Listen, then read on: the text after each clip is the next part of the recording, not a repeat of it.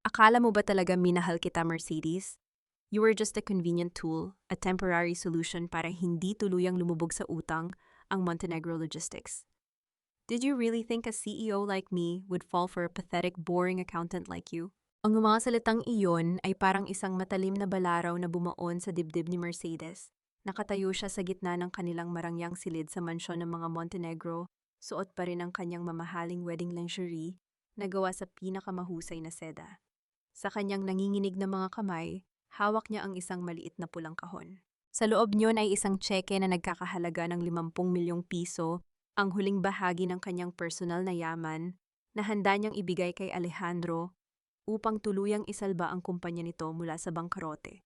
Isang mapait na ngiti ang gumuhit sa mga labi ni Alejandro habang nilalakad niya ang distansya sa pagitan nila. Hindi pagmamahal ang mababakas sa kanyang mga mata, kundi purong pandidiri. Look at yourself, you look so desperate. Masyado kang naging kampante dahil lang pinakasalan kita. Dahan-dahang nalaglag ang pulang kahon mula sa mga kamay ni Mercedes. Wala itong ingay ng tumama sa makapal na alpombra, ngunit sa pandinig ni Mercedes, tila ito ay isang malakas na pagsabog na nagpaguho sa kanyang mundo.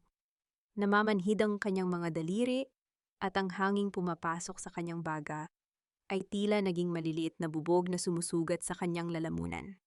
Hindi siya makapagsalita.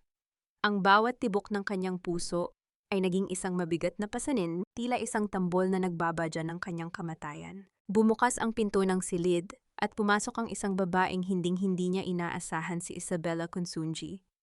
Suot nito ang isang mapanuyang ngiti habang nakakapit sa braso ni Alejandro. Don't be so shocked, Mercy. Mas bagay naman ako sa mansyong ito kaysa sa isang katulad mong galing sa kung saang butas lang, di ba? You're just a bridge. And now that we've crossed it, we can finally burn you down. Bago pa man makasagot si Mercedes, pumasok din ang kanyang biyenan na si Doña Carlota. May hawak itong mga dokumento at isang galit na ekspresyon na tila kanina pa binuo. At hindi lang yan, Alejandro. Look, I found the evidence. Itong babaeng ito, ninanakawan tayo. She's been siphoning funds from our company to her secret accounts. Kaya pala ang dami niyang perang pambayad sa kung ano-ano dahil pera pala natin ang ginagamit niya. What no, hindi totoo yan. Sa wakas ay nahanap ni Mercedes ang kanyang boses kahit na ito ay basag at puno ng hapdi. Alejandro, you know me. Lahat ng pera ko ibinigay ko sa inyo. I sacrifice everything for you. Sacrifice? O baka naman strategy mo lang yan para mas lalo kaming mauto. Singhal ni Alejandro bago siya mabilis na lumapit at hinablot ang braso ni Mercedes. You are a thief and a fraud. You don't deserve this name. You don't deserve this house. Isang malakas na sampal ang dumapo sa pisngi ni Mercedes mula kay Doña Carlota. Layas, huwag mong dungisan ang mansyong ito ng iyong presensya, guards. Ilabas ang babaeng iyan, itapon ang mga gamit niya sa labas.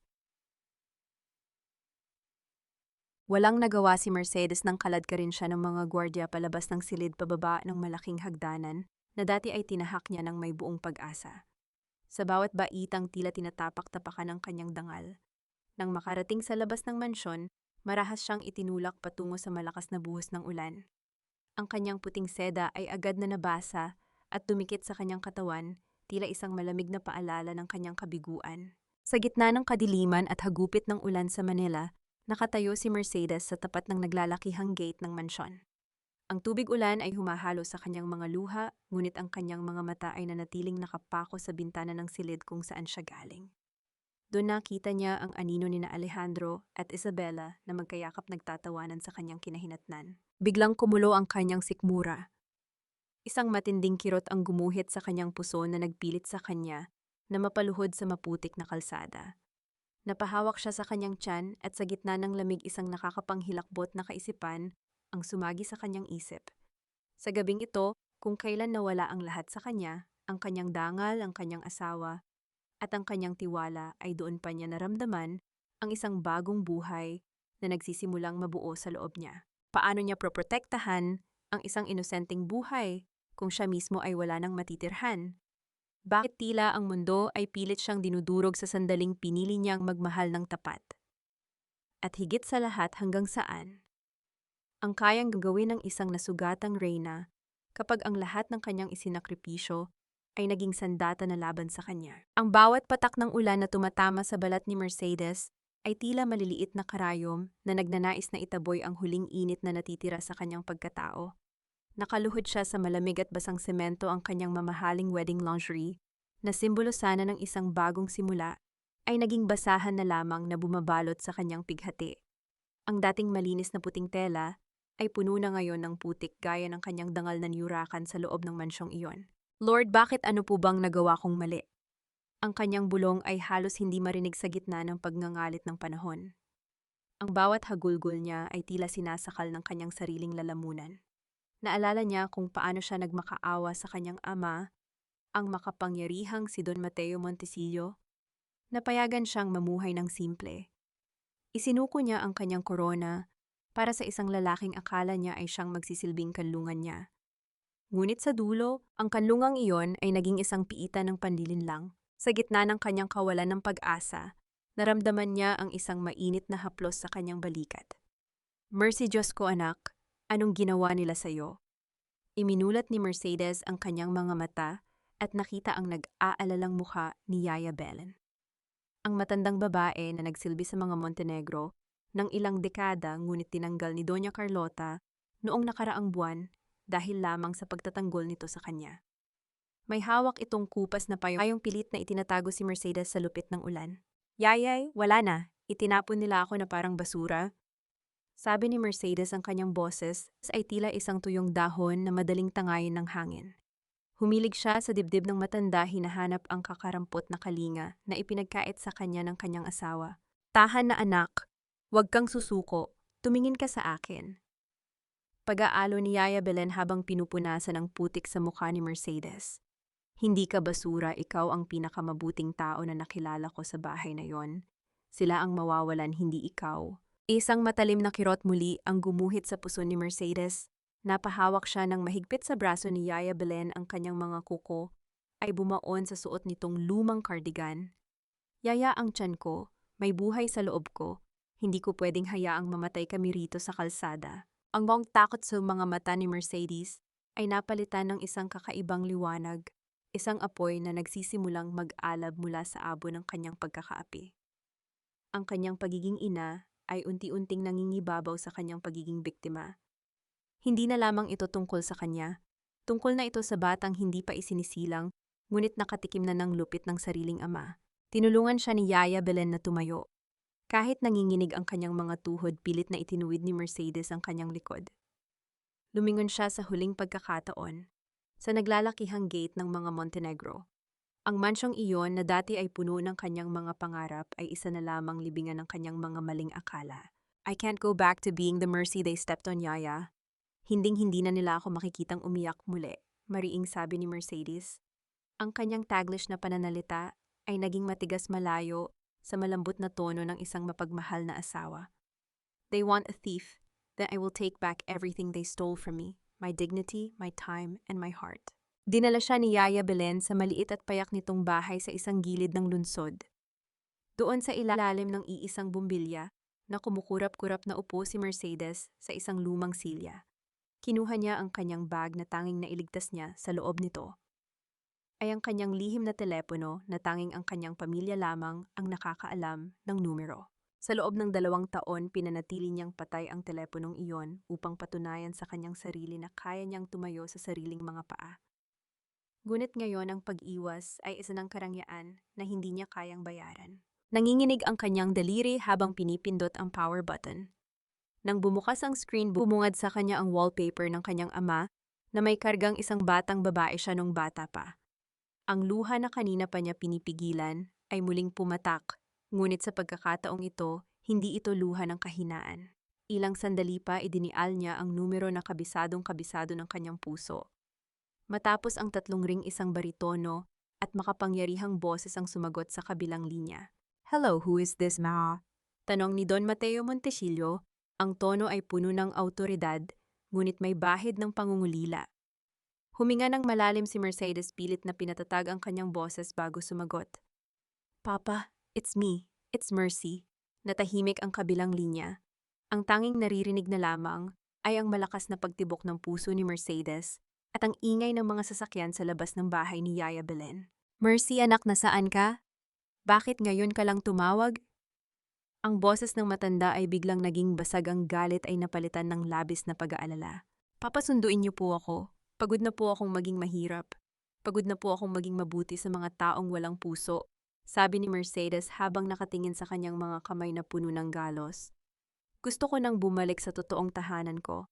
I want to reclaim the Montecillo name. At Papa, kailangan natin ng pinakamagaling na doktor. Hindi lang ako ang uuwi sa inyo. Napatayo si Don Mateo. Sa kabilang linya, ang tunog ng kanyang silya na umusod sa sahig ay narinig ni Mercedes. Anong ibig mong sabihin, anak, sinong kasama mo? Napahawak si Mercedes sa kanyang tiyan, isang malamig at mapanghamong ngiti ang sumilay sa kanyang mga labi. Ang apo niyo, Papa, ang tagapagmana ng mga Montecillo na itinakwil ng mga Montenegro. Habang tinatapos ang tawag, alam ni Mercedes na simula sa sandaling ito, ang digmaan ay hindi na lamang sa pagitan ng mag-asawa. Ito ay simula ng pagguho ng isang imperyo na itinayo sa kasinungalingan.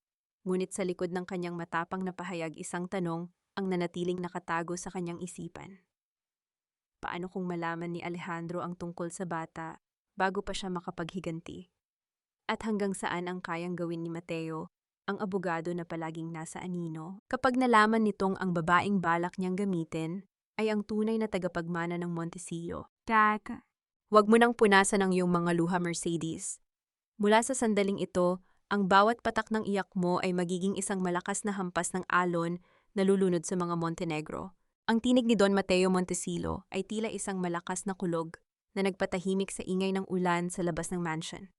Nakatayo si Mercedes sa gitna ng malawak na bulwagan ng kanilang tahanan, ang tunay niyang tahanan. Ang marangyang chandelier na gawa sa mga kristal ay nagbibigay ng liwanag na halos nakakasilaw. Isang malaking kontras sa madilim na kalsadang iniwan niya kanina. Ang amoy ng mamahaling insenso at lumang kahoy ay bumabalot sa kanya, tila niyayakap siya ng isang mundong tinalikuran niya para sa maling pag-ibig. I'm sorry, Papa. I'm so sorry for being stubborn. I thought he was different. Bulong ni Mercedes habang nakatingin sa kanyang amang nakaupo sa kanyang silyang gawa sa kamagong. Ang matanda ay tila tumanda ng 10 taon dahil sa galit at bighati, ngunit ang kanyang mga mata ay nananatiling matalas. Utang na loob ko sa iyong ina na protektahan ka, ngunit mas pinili mong magbulag-bulagan, mariing sabi ni Don Mateo, bago siya tumayo at dahan-dahang lumapit sa kanyang anak. But that ends tonight. Look at yourself, Mercedes. Isang Montecillo ang nakatayo sa harap ko, hindi ang basahang asawa ni Alejandro Montenegro. Dahan-dahang hinubad ni Mercedes ang kanyang basang wedding ring. Tinitigan niya ang makinang na ginto bago ito marahas na ibinagsak sa sahig. Ang tunog ng pagtama ng metal sa marmol ay umaling-awngaw sa buong silid, tila isang huling hudyat ng pagwawakas ng kanyang pagtitiis. Papa, I want them to suffer. But I don't want a quick death for their reputation, sabi ni Mercedes. Ang kanyang boses ay naging malamig at kalkulado. I want to take back every centavo I silently poured into their company. I want them to feel how it is to be hollow from the inside out. Then we start with their lifelines, tugon ni Don Mateo, habang tinatawag ang kanyang sekretarya. Lahat ng logistics contracts na dumaan sa mga shell companies ni Mercedes, bawiin lahat. Ngayon din, pumasok si Mercedes sa kanyang dating silid. Ang bawat kagamitan doon ay nanatiling maayos, tila naghihintay lamang sa kanyang pagbabalik. Humarap siya sa salamin at tiningnan ang kanyang refleksyon. Ang kanyang pisngi ay may bakas pa rin ng sampal ni Doña Carlota, ngunit sa halip na sakit, purong determinasyon ang nakikita niya. You called me a thief, Alejandro. You called me a fraud, bulong niya sa sarili habang hinahaplos ang kanyang tiyan. Then I will be the thief who steals back the future. You thought you already won. This baby will never know the name Montenegro as a symbol of pride, but as a lesson in betrayal. Kinaumagahan sa opisina ng Montenegro Logistics. Ang atmosfera ay tila binabalot ng isang hindi maipaliwanag na tension. Si Alejandro ay masayang nag-aalmusal kasama si Isabela sa loob ng kanyang executive suite, nagtatawanan tungkol sa kung paano nila tuluyang napaalis ang pabigat na si Mercedes. Finally, babe, wala na ang accountant na. Yan na laging nakabantay sa bawat galaw natin, sabi ni Isabela habang tinitingnan ang isang mamahaling singsing na balak niyang ipabili. Now we can truly enjoy the Montenegro wealth. Of course, She was just a tool to keep the creditors away. Now that the company is stable, she's useless, nakangising sagot ni Alejandro. Ngunit ang kanilang pagsasaya ay biglang naputol ng marahas na bumukas ang pinto ng opisina. Pumasok ang kanyang chief financial officer, ang mukha ay maputla at pawis na pawis kahit na malakas ang aircon. Sir Alejandro, we have a major problem, hapon itong sabi. What is it? Can't you see we're busy? Inis na sagot ni Alejandro.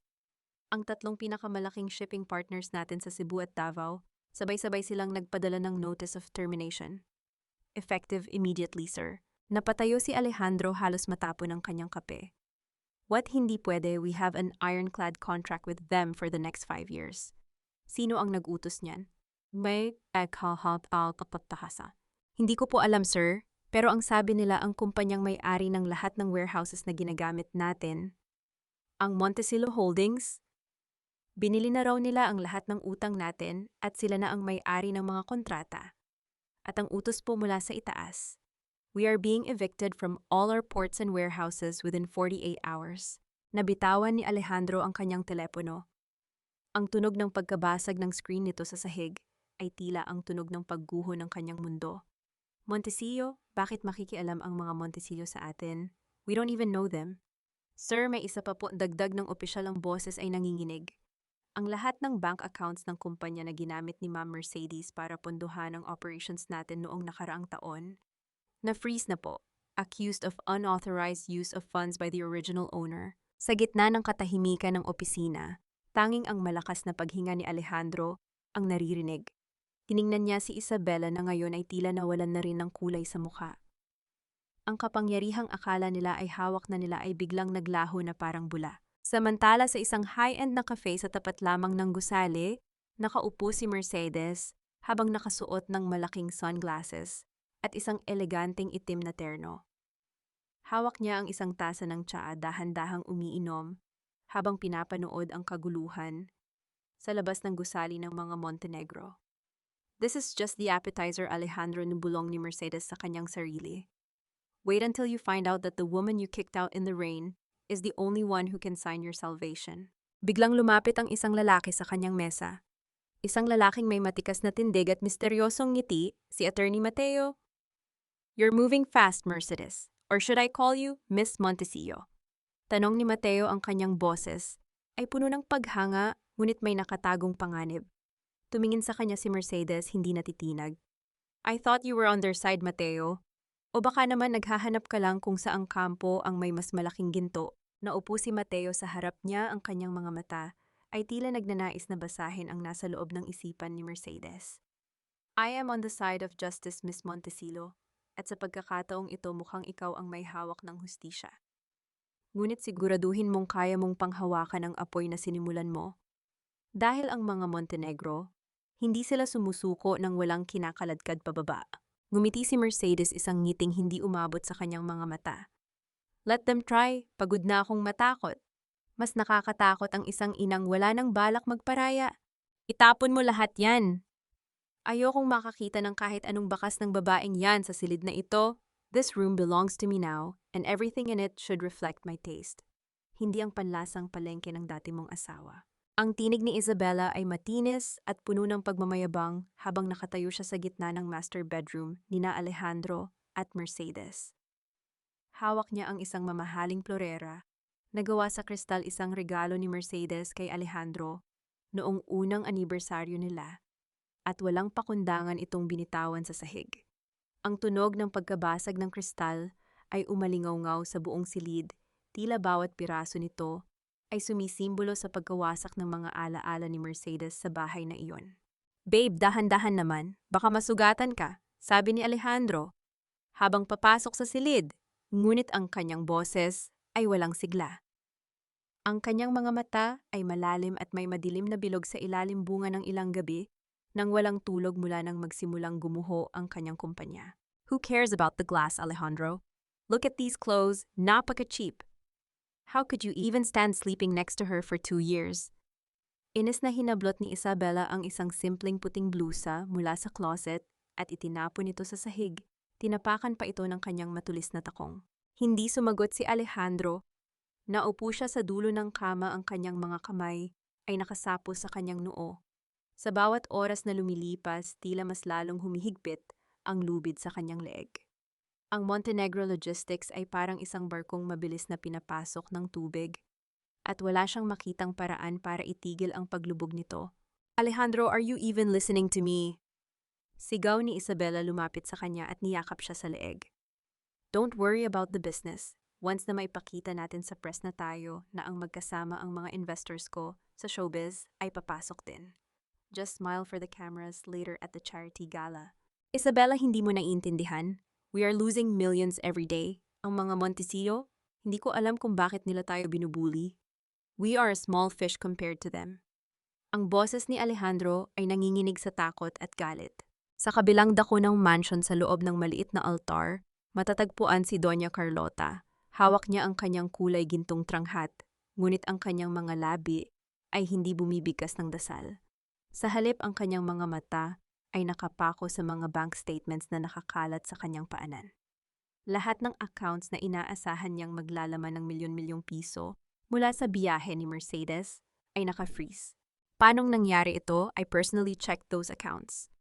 Ang perang iyon ay para sa retirement ko, para sa pangalan ng mga Montenegro. Bulong ni Doña Carlota, sa sarili ang kanyang mukha ay namumula sa matinding pagkabigo. Biglang pumasok ang kanilang mayordoma, may dalang isang maliit na pilak na tray. Senyora, may dumating pong sulat para kay Sir Alejandro. Wala pong pangalan ang nagpadala pero ang sabi ng messenger, ito raw po ang susi sa lahat ng problema nyo. Mabilis na kinuha ni Doña Carlota ang sulat at nagmamadaling pumunta sa silid ni Alejandro.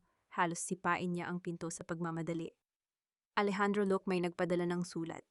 Baka ito na ang solusyon. Agad na binuksan ni Alejandro ang sobre. Ang kanyang mga kamay ay nanginginig habang binabasa ang iilang linya na nakasulat sa isang mamahaling papel na may tatak ng isang law firm na hindi pamilyar sa kanya. Ang babaeng tinalikuran mo sa gitna ng ulan ay hindi lamang isang accountant. Siya ang tanging anak ng lalaking kinatatakutan ng buong Makati. Ang yaman na akala mo ay ninakaw niya ay barya lamang sa tunay na laki ng kanyang mana.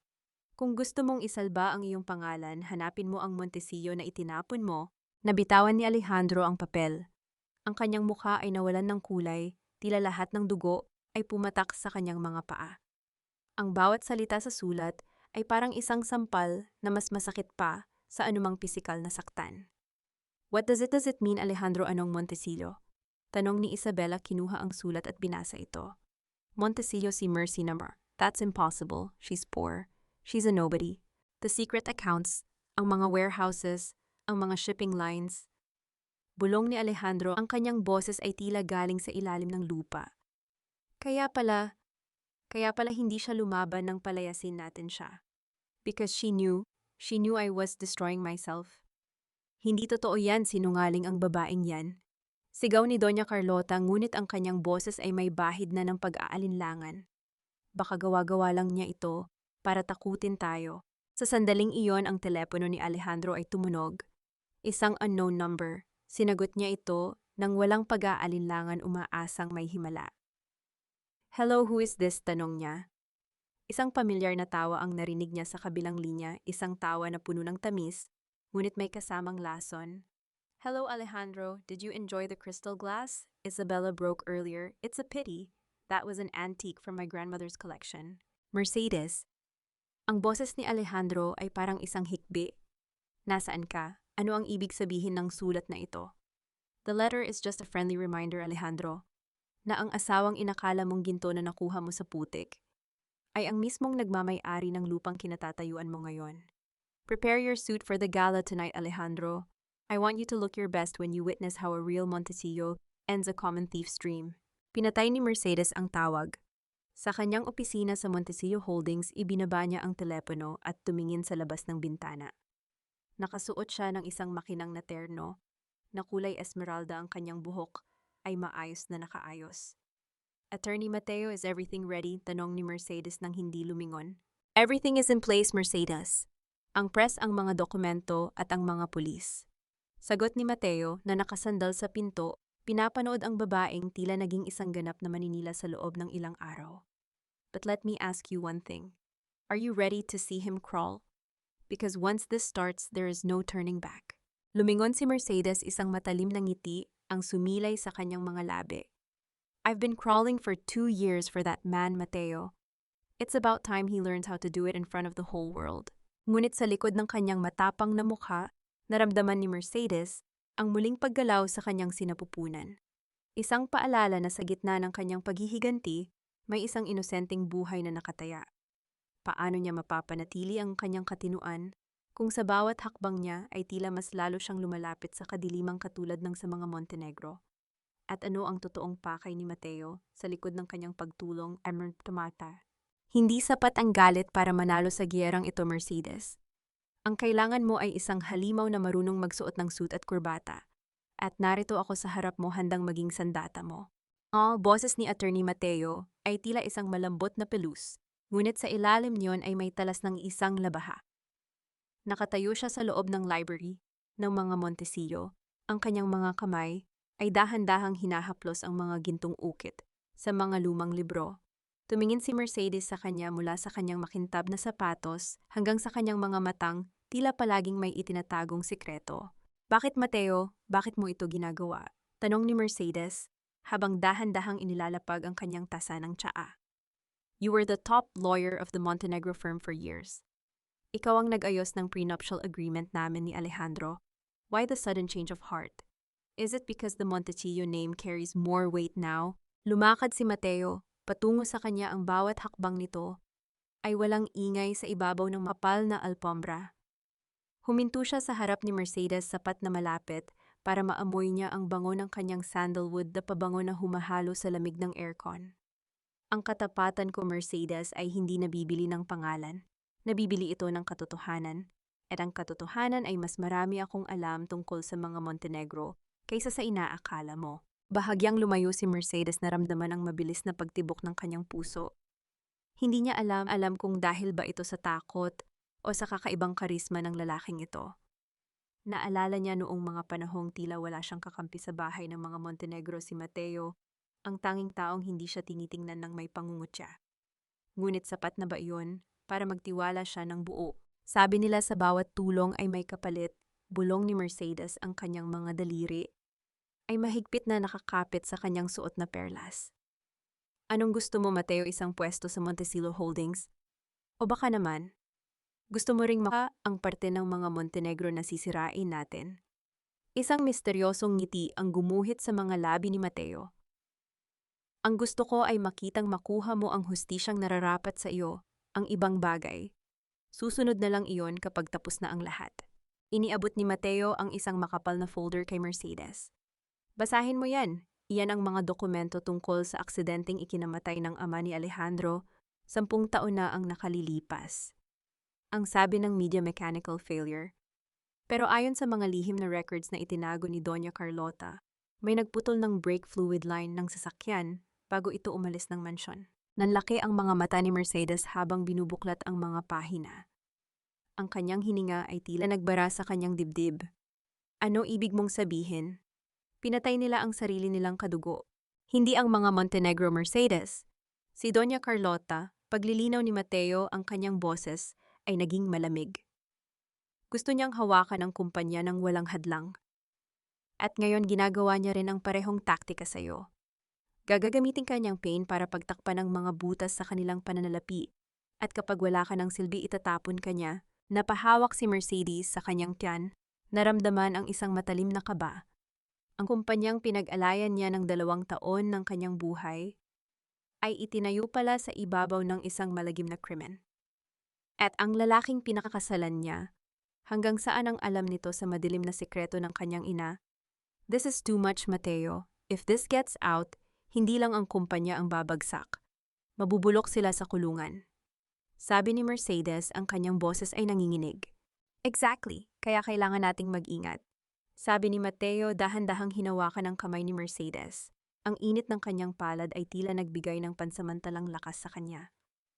Tonight at the gala, Alejandro will try to announce a new partnership with a dummy corporation to hide their bankruptcy. We will let him speak. Let him reach the peak of his arrogance, and then we will pull the rug from under his feet. Nang makaalis si Mateo, naiwang mag-isa si Mercedes sa silid. Tiningnan niya ang folder na naiwan sa mesa. Bakit parang napakadali para kay Mateo na makuha ang mga impormasyong ito at bakit tila may personal na galit din siya sa mga Montenegro? Pero biglang tumunog ang kanyang telepono. Isang mensahe mula kay Yaya Belen. Anak, mag-ingat ka kay Attorney Mateo. May narinig akong usap-usapan noon sa mansyon na may anak sa labas ang yumaong Don Montenegro. Isang anak na itinago at kinamuhian ni Doña Carlota. Nabitawan ni Mercedes ang folder, ang mga papel ay nagkalat sa sahig, gaya ng kanyang naguguluhang isipan. Kung totoo ang sinasabi ni Yaya Belen, kung gayon si Mateo ay hindi lamang isang abogado. Siya ay isang Montenegro na naghahanap din ng paghihiganti. Sino ka ba talaga, Mateo? Bulong ni Mercedes sa hangin. Are you my savior? Or are you just another predator, waiting for the right moment to strike? Sa labas ang langit ng Manila ay muling nagdidilim, nagbabadya ng isa pang malakas na bagyo. Ngunit para kay Mercedes, ang bagyong paparating sa loob ng ballroom ng Makati ang mas dapat niyang paghandaan. Dahil sa gabing iyon, hindi lang ang katotohanan ang lalabas, kundi ang tunay na anyo ng lahat ng taong nakapaligid sa kanya. Ang pagpapakumbaba ay isang birtud, ngunit ang kataksilan ay isang kasalanang hindi mapapatawad ng langit. Bilang isang ina, masakit sa aking kalooban na aminin na ang babaeng itinuring naming pamilya ay naging isang lason sa aming tahanan. Ang boses ni Doña Carlota ay tila isang malambot na himig ng koro puno ng pighati at peking awa habang nagsasalita siya sa harap ng kanyang cellphone. Naka-livestream siya sa kanyang social media account, suot ang isang simpleng puting blusa at ang kanyang paboritong rosaryo na nakapulupot sa kanyang mga daliri. Sa likod niya ay ang mga rebulto ng mga santo na tila mga piping saksi sa kanyang mga kasinungalingan. Napanood ni Mercedes ang livestream mula sa screen ng kanyang tablet sa loob ng kanyang madilim na silid sa Montecillo Mansion. Ang bawat salita ni Doña Carlota ay parang isang patak ng asido na sumisira sa kanyang katahimikan. Hinawakan niya ng mahigpit ang gilid ng kanyang mesa, ang kanyang mga kuko ay tila gustong bumaon sa matigas na kahoy. Mercedes was a girl we took in when she had nothing. Patuloy ni Doña Carlota, ang kanyang mga mata ay pilit na nagluluha sa harap ng camera. Binigyan namin siya ng pangalan ng tirahan at ng pagmamahal ng aking anak na si Alejandro, pero anong isinukli niya? She manipulated our finances. Ninakawan niya ang kumpanya para sa sarili niyang luho. At nang malaman namin ang totoo, siya pa ang may ganang magalit at iwan kami sa gitna ng krisis. Sa ibaba ng screen, mabilis na tumatakbo ang mga comments. Ang mga tao na walang alam sa katotohanan ay agad na nagpabuhos ng galit kay Mercedes. Ang kapal ng muka, gold digger pala ang babaeng yun. Huwag kang mag-alala, Doña Carlota, paparusahan din siya ng Diyos. Isang mapait na tawa ang kumawala sa mga labi ni Mercedes. Ang mambubulas na ito, ang babaeng pumatay sa sarili niyang asawa para sa kapangyarihan, ay may lakas ng loob na magsalita tungkol sa Diyos at moralidad. Ang kabalintunaan ng sitwasyon ay tila isang mabigat na bato sa kanyang dibdib.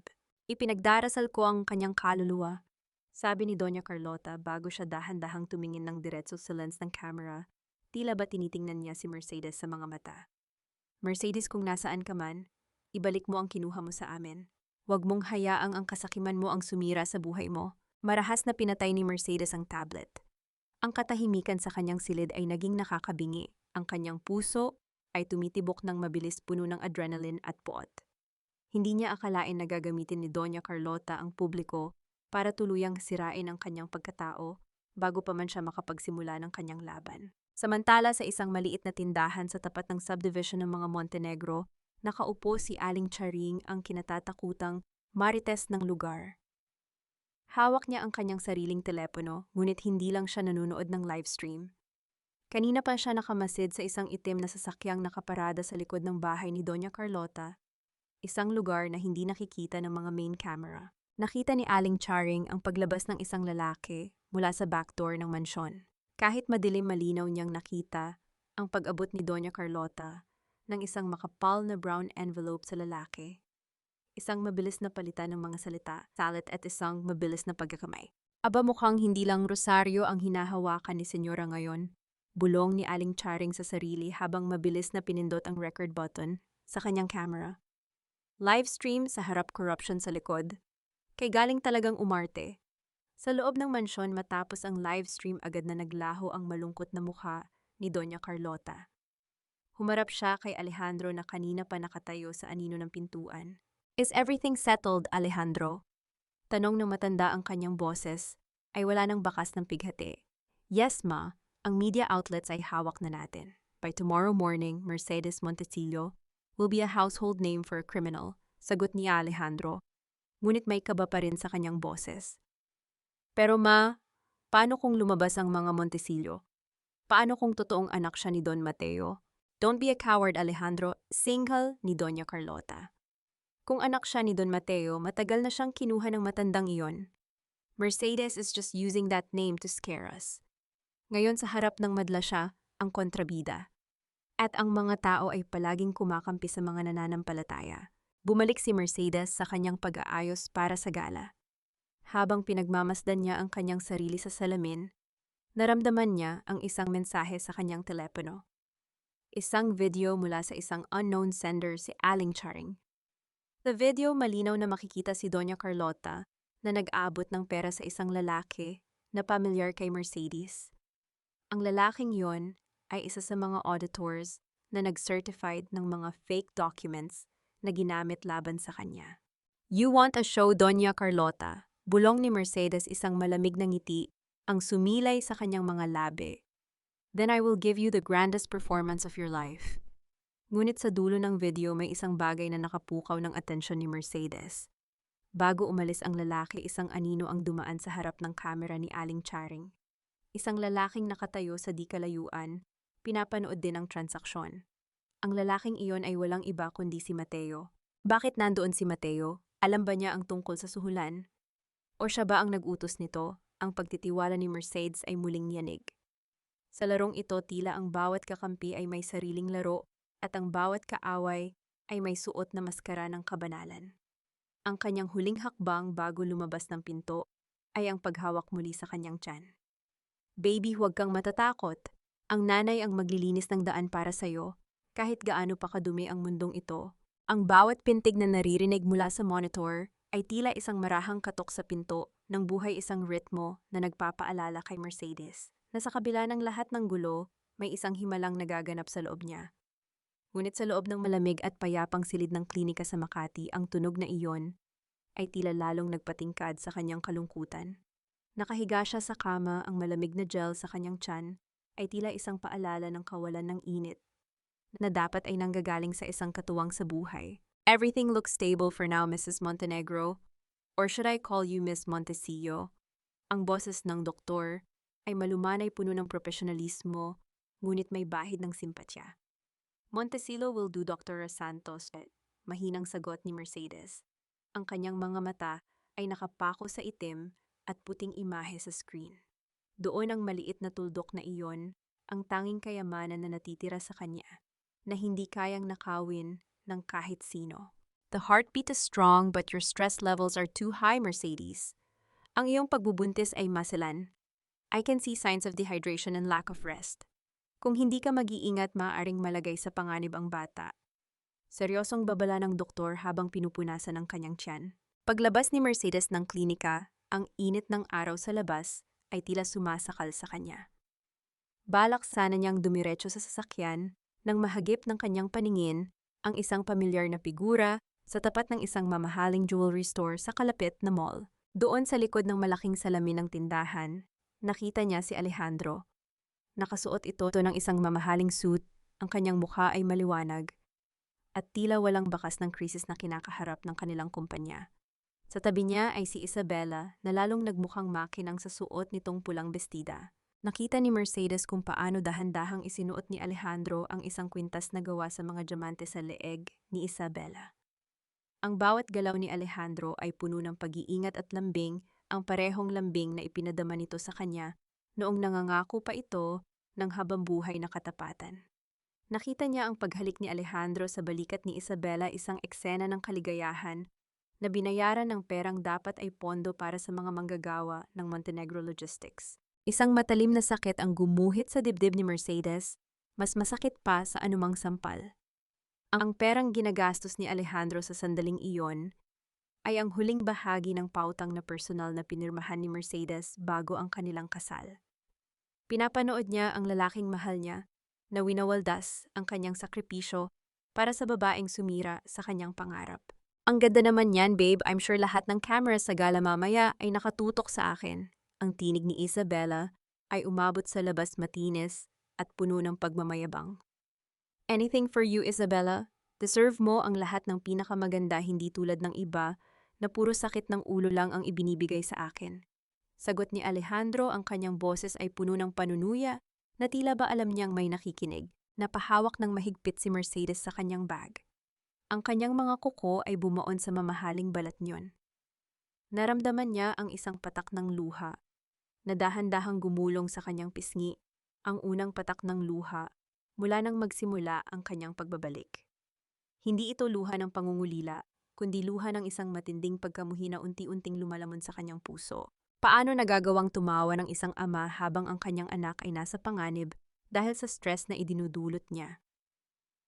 Paano nagagawang magdiwang ng isang lalaki habang ang babaeng nagligtas sa kanya ay naglalakad ng mag-isa sa dilim? Bumalik si Mercedes sa kanyang sasakyan, ang kanyang hininga ay gipit at mabigat. Nang maisara niya ang pinto, ang katahimikan sa loob ay bumasag sa kanyang huling depensa. Napahagulgol siya, ang kanyang ulo ay nakasandal sa manibela.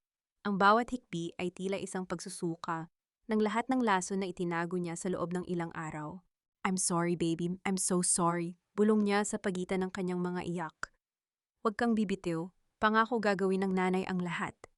Hindi tayo magiging biktima sa kwentong ito. Sa gitna ng kanyang pag-iyak, biglang kumatok ang isang tao sa bintana ng kanyang sasakyan.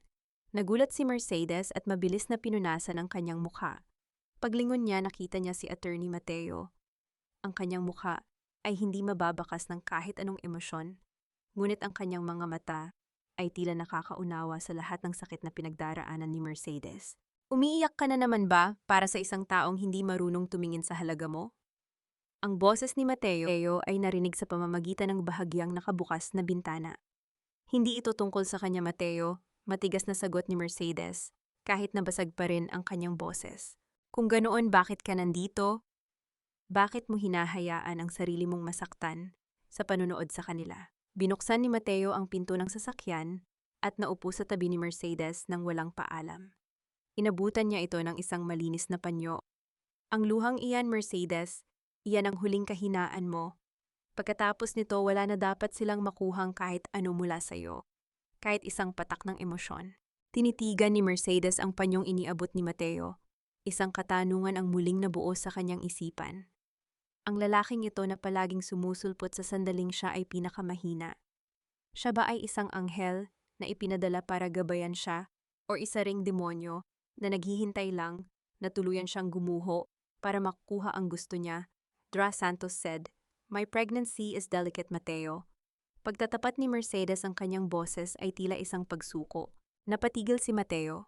Ang kanyang panga ay nag-tighten at ang kanyang mga mata ay biglang nagningas ng isang kakaibang galit, hindi kay Mercedes, kundi sa isang bagay na tila mas malalim pa. Then we make it faster. We end the Montenegros tonight. No more games, Mercedes. We destroy them before they can even touch you and the child. Habang paalis ang sasakyan ni Mercedes sa Makati, naiwang nakatayo si Mateo sa parking lot, nakatingin sa jewelry store kung nasaan pa rin sina Alejandro at Isabella. Ang kanyang mga kamao ay nakakuyom ng mahigpit. Isang lihim na galit ang bumabalot sa kanya, isang galit na hindi lang para kay Mercedes, kundi para sa sarili niyang dugo na pilit siyang itinatakwil. Ang silid ng pulong sa loob ng Montenegro Logistics ay nababalot ng isang nakabibinging katahimikan, isang katahimikan na tila nagbabadya ng isang malakas na pagsabog. Ang amoy ng kape na lumalamig na sa mga tasa at ang mahinang ugong ng aircon ang tanging nagbibigay ng ingay sa loob. Nakaupo si Alejandro sa kabisera ng mahabang mesa na gawa sa madilim na kahoy. Ang kanyang mga daliri ay hindi mapakali sa paglalaro ng kanyang mamahaling ballpen. Hindi ko maintindihan. Bakit kailangan ng emergency meeting na ito? I am the CEO at ako ang may huling desisyon sa lahat ng pautang na papasok sa kumpanyang ito. Halos pasigaw na sabi ni Alejandro sa mga board members na nakaupo sa paligid niya. Ang bawat isa sa kanila ay umiiwas sa kanyang tingin, tila natatakot sa kung anong mangyayari sa susunod na sandali. Alejandro, kailangan mong huminahon, sabi ng isa sa mga matatandang board member. Isang bagong grupo ang bumili ng 40% ng shares ng kumpanya nitong nakaraang 2 araw.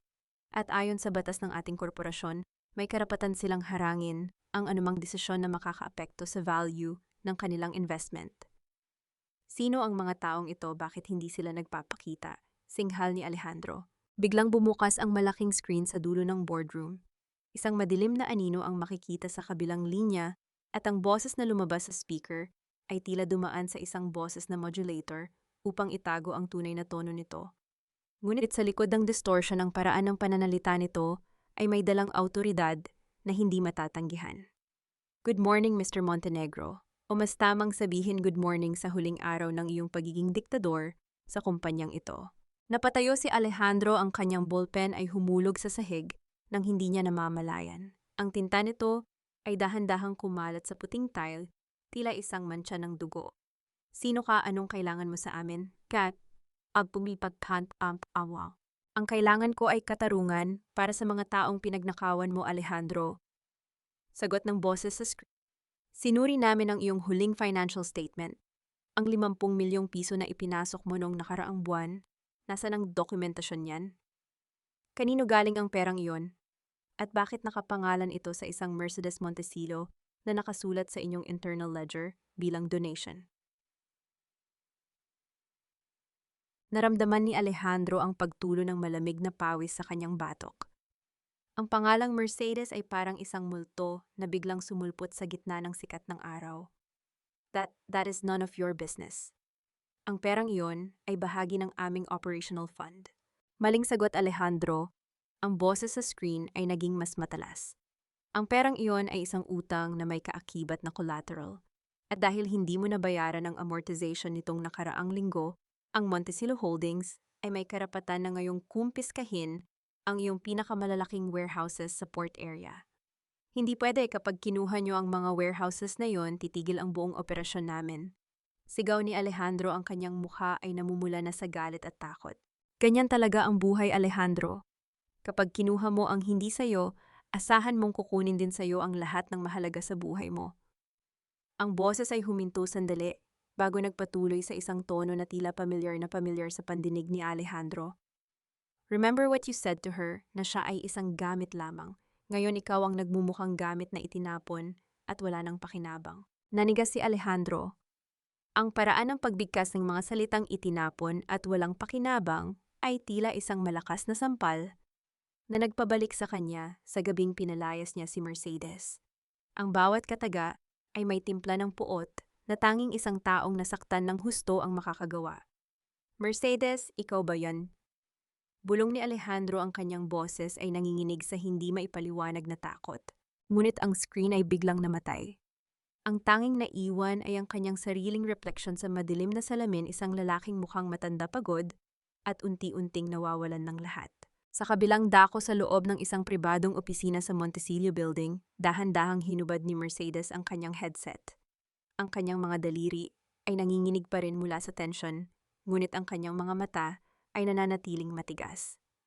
Sa tabi niya nakatayo si Mateo, pinapanood ang bawat galaw niya ng may paghanga. You did well, Mercedes. Pinatunayan mo sa kanila na hindi ka na ang babaeng pwede nilang apakan, sabi ni Mateo, bago siya lumapit at kinuha ang ballpen sa mesa ni Mercedes. Ngunit bakit pakiramdam ko ay may kulang pa rin, Mateo? Tanong ni Mercedes habang nakatingin sa kanyang mga kamay. Nakuha ko ang mga warehouses nila, pero bakit hindi pa rin nababawasan ang bigat sa dibdib ko? Dahil ang tunay na kabayaran ay hindi matatagpuan sa mga gusali o sa pera, Mercedes. Sagot ni Mateo, ang kanyang boses ay naging seryoso. Matatagpuan iyon kapag nakita mo silang nawalan ng dangal gaya ng ginawa nila sa iyo. At mangyayari iyon mamaya sa gala. Iniabot ni Mateo ang isang maliit na folder kay Mercedes. Isa pang regalo para sa iyo, ang listahan ng mga peking creditors na binuo ni Alejandro para ilabas ang pera ng kumpanya patungo sa account ni Isabela. Ipakita mo ito sa tamang oras at hindi lang kumpanya ang mawawala sa kanya, kundi pati ang babaeng inaakala niyang mahal niya. Tiningnan ni Mercedes ang mga dokumento. Isang bagong plano ang nabuo sa kanyang isipan. Isang plano na hindi lang sisira sa kumpanya, kundi wawasak sa tiwala ni na Alejandro at Isabela sa isa't isa. Gusto niyang makita kung paano sila magkakagat-kagatan kapag wala ng perang pag-aagawan. Ngunit bago pa man siya makapagsalita ang kanyang telepono ay tumunog. Isang mensahe mula sa isang hindi kilalang numero.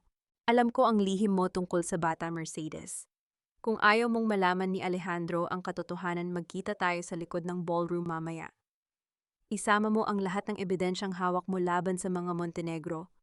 Nabitawan ni Mercedes ang folder. Ang kanyang hininga ay tila tumigil. Sino ang nakakaalam tungkol sa kanyang pagbubuntis? Ang tanging nakakaalam nito ay si Dr. Santos, si Yaya Belen, at si Mateo. Dahan-dahang lumingon si Mercedes kay Mateo, na ngayon ay abala sa pagtingin sa kanyang sariling relo. Ang bawat kilos ni Mateo ay tila isang palaisipan na hindi niya mabuo. Ang lalaking ito ba ang kanyang tagapagligtas? O siya ang aninong nagmamasid sa bawat hakbang niya para sa sarili nitong layunin? Mateo, may alam ka ba tungkol dito? Tanong ni Mercedes, ipinapakita ang mensahe. Tumingin si Mateo sa telepono, ang kanyang mukha ay nanatiling blanko. Wala akong alam dyan, Mercedes. Pero kung ako sa iyo, mag-iingat ako. Maraming mata sa paligid at hindi lahat ng nakangiti sa iyo ay kakampi mo. Habang papalapit ang gabi ng gala, ang bawat segundo ay tila isang mabigat na hakbang patungo sa isang bangin.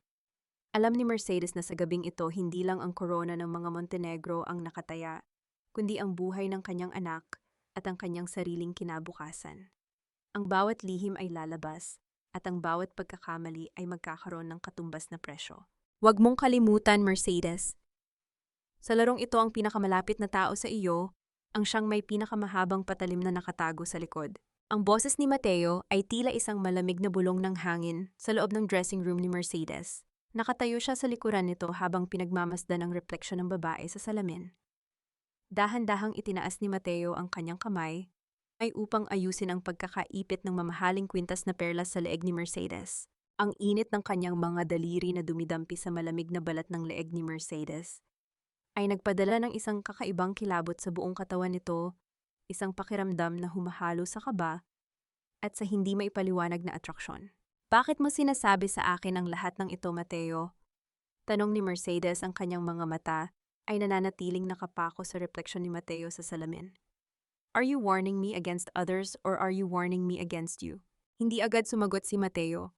Sa halip, lalong lumapit ang kanyang mukha sa balikat ni Mercedes, sapat na para maramdaman nito ang banayad na paghinga ng lalaki sa kanyang balat. Sinasabi ko ito dahil ayaw kong makita kang muling madurog. Ang bawat hakbang mo sa ballroom mamaya ay tila paglakad sa ibabaw ng mga bubog. Isang maling galaw at lahat ng pinaghirapan natin ay maglalaho. Tiningnan ni Mercedes ang maliit na itim na kahon na nasa ibabaw ng kanyang vanity table. Sa loob niyon ay ang kanyang lihim na telepono, kung saan naroon pa rin ang mensaheng nagbabanta tungkol sa kanyang anak.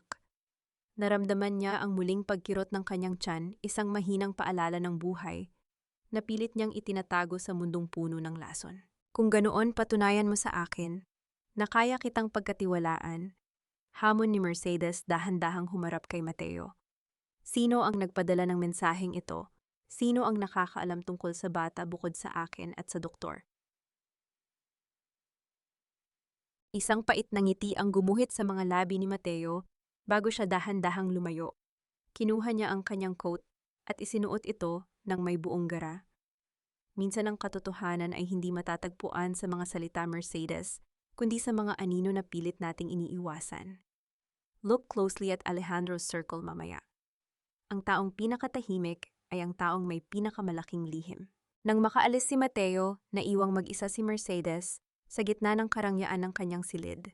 Ang bawat sulok ng mansyon ng mga Montesillo ay tila nagpapaalala sa kanya ng kanyang tungkulin, ngunit ang kanyang puso ay nananatiling naguguluhan.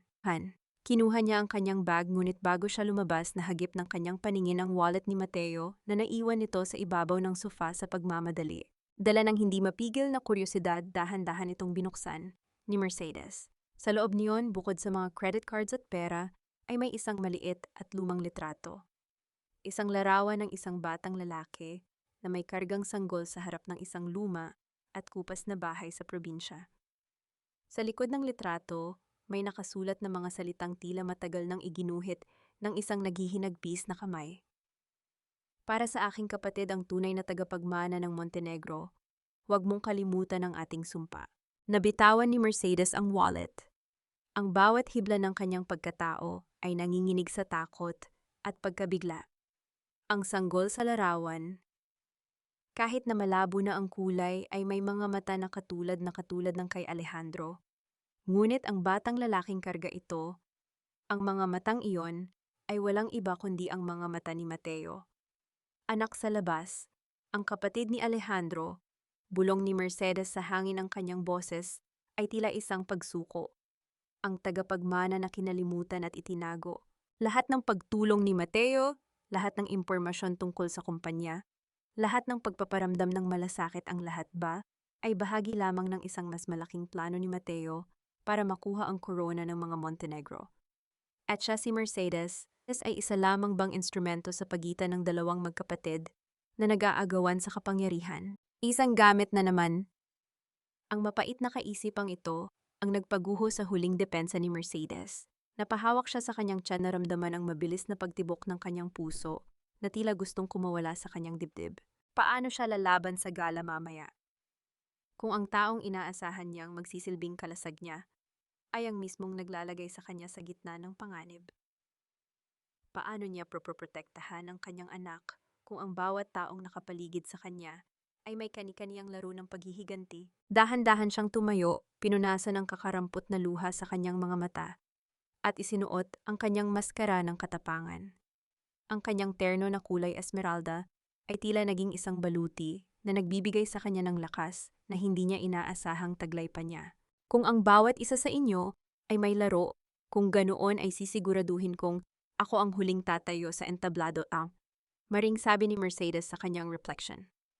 You want the Montenegro crown, Mateo? Then you will have to go through a Montetilo first.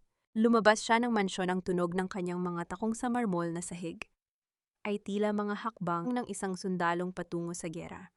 Sa labas naghihintay ang kanyang sasakyan at sa di kalayuan nakita niya ang anino ni Mateo na nakasandal sa pinto, naghihintay sa kanya ng may mapandayang ngiti.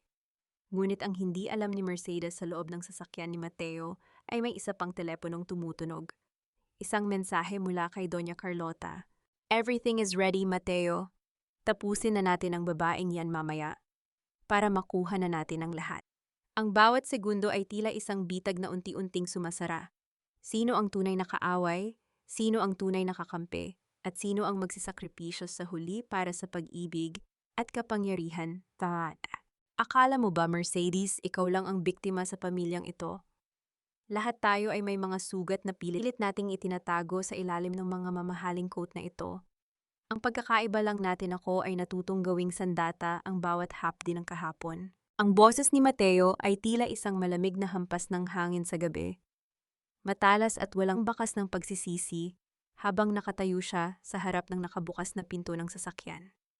Nakatitig si Mercedes sa kanya, ang kanyang kamay ay mahigpit pa ring nakakapit sa lumang litratong nakuha niya mula sa wallet ni Mateo. Ang bawat salita ng lalaki ay tila isang kumpirmasyon ng pinakamatinding takot ni Mercedes na siya ay muling pumasok sa isang bitag na ang pain ay ang kanyang sariling pagnanais para sa katarungan. Nakalubog ang kalahati ng katawan ni Mercedes sa dilim ng garahe habang ang liwanag ng mga security lights ng Mansyong Montecillo ay tumatama sa kanyang mukha.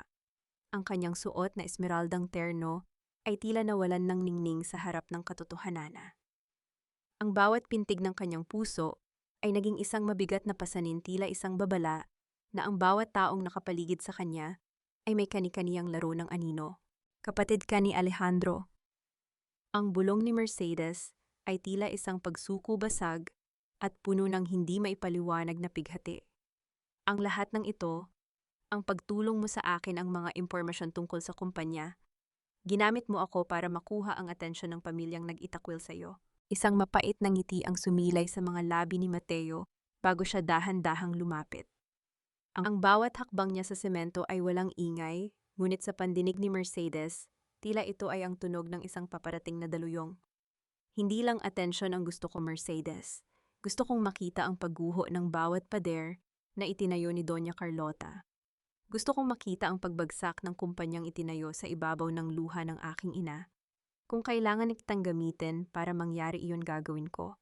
Naramdaman ni Mercedes ang mabilis na pag-ikot ng kanyang paligid. Ang kanyang sikmura ay muling kumulo at isang matalim na kirot ang gumuhit sa kanyang puson. Napahawak siya sa pinto ng sasakyan para hindi matumba. Ang irony ng sitwasyon ay tila isang malakas na sampal.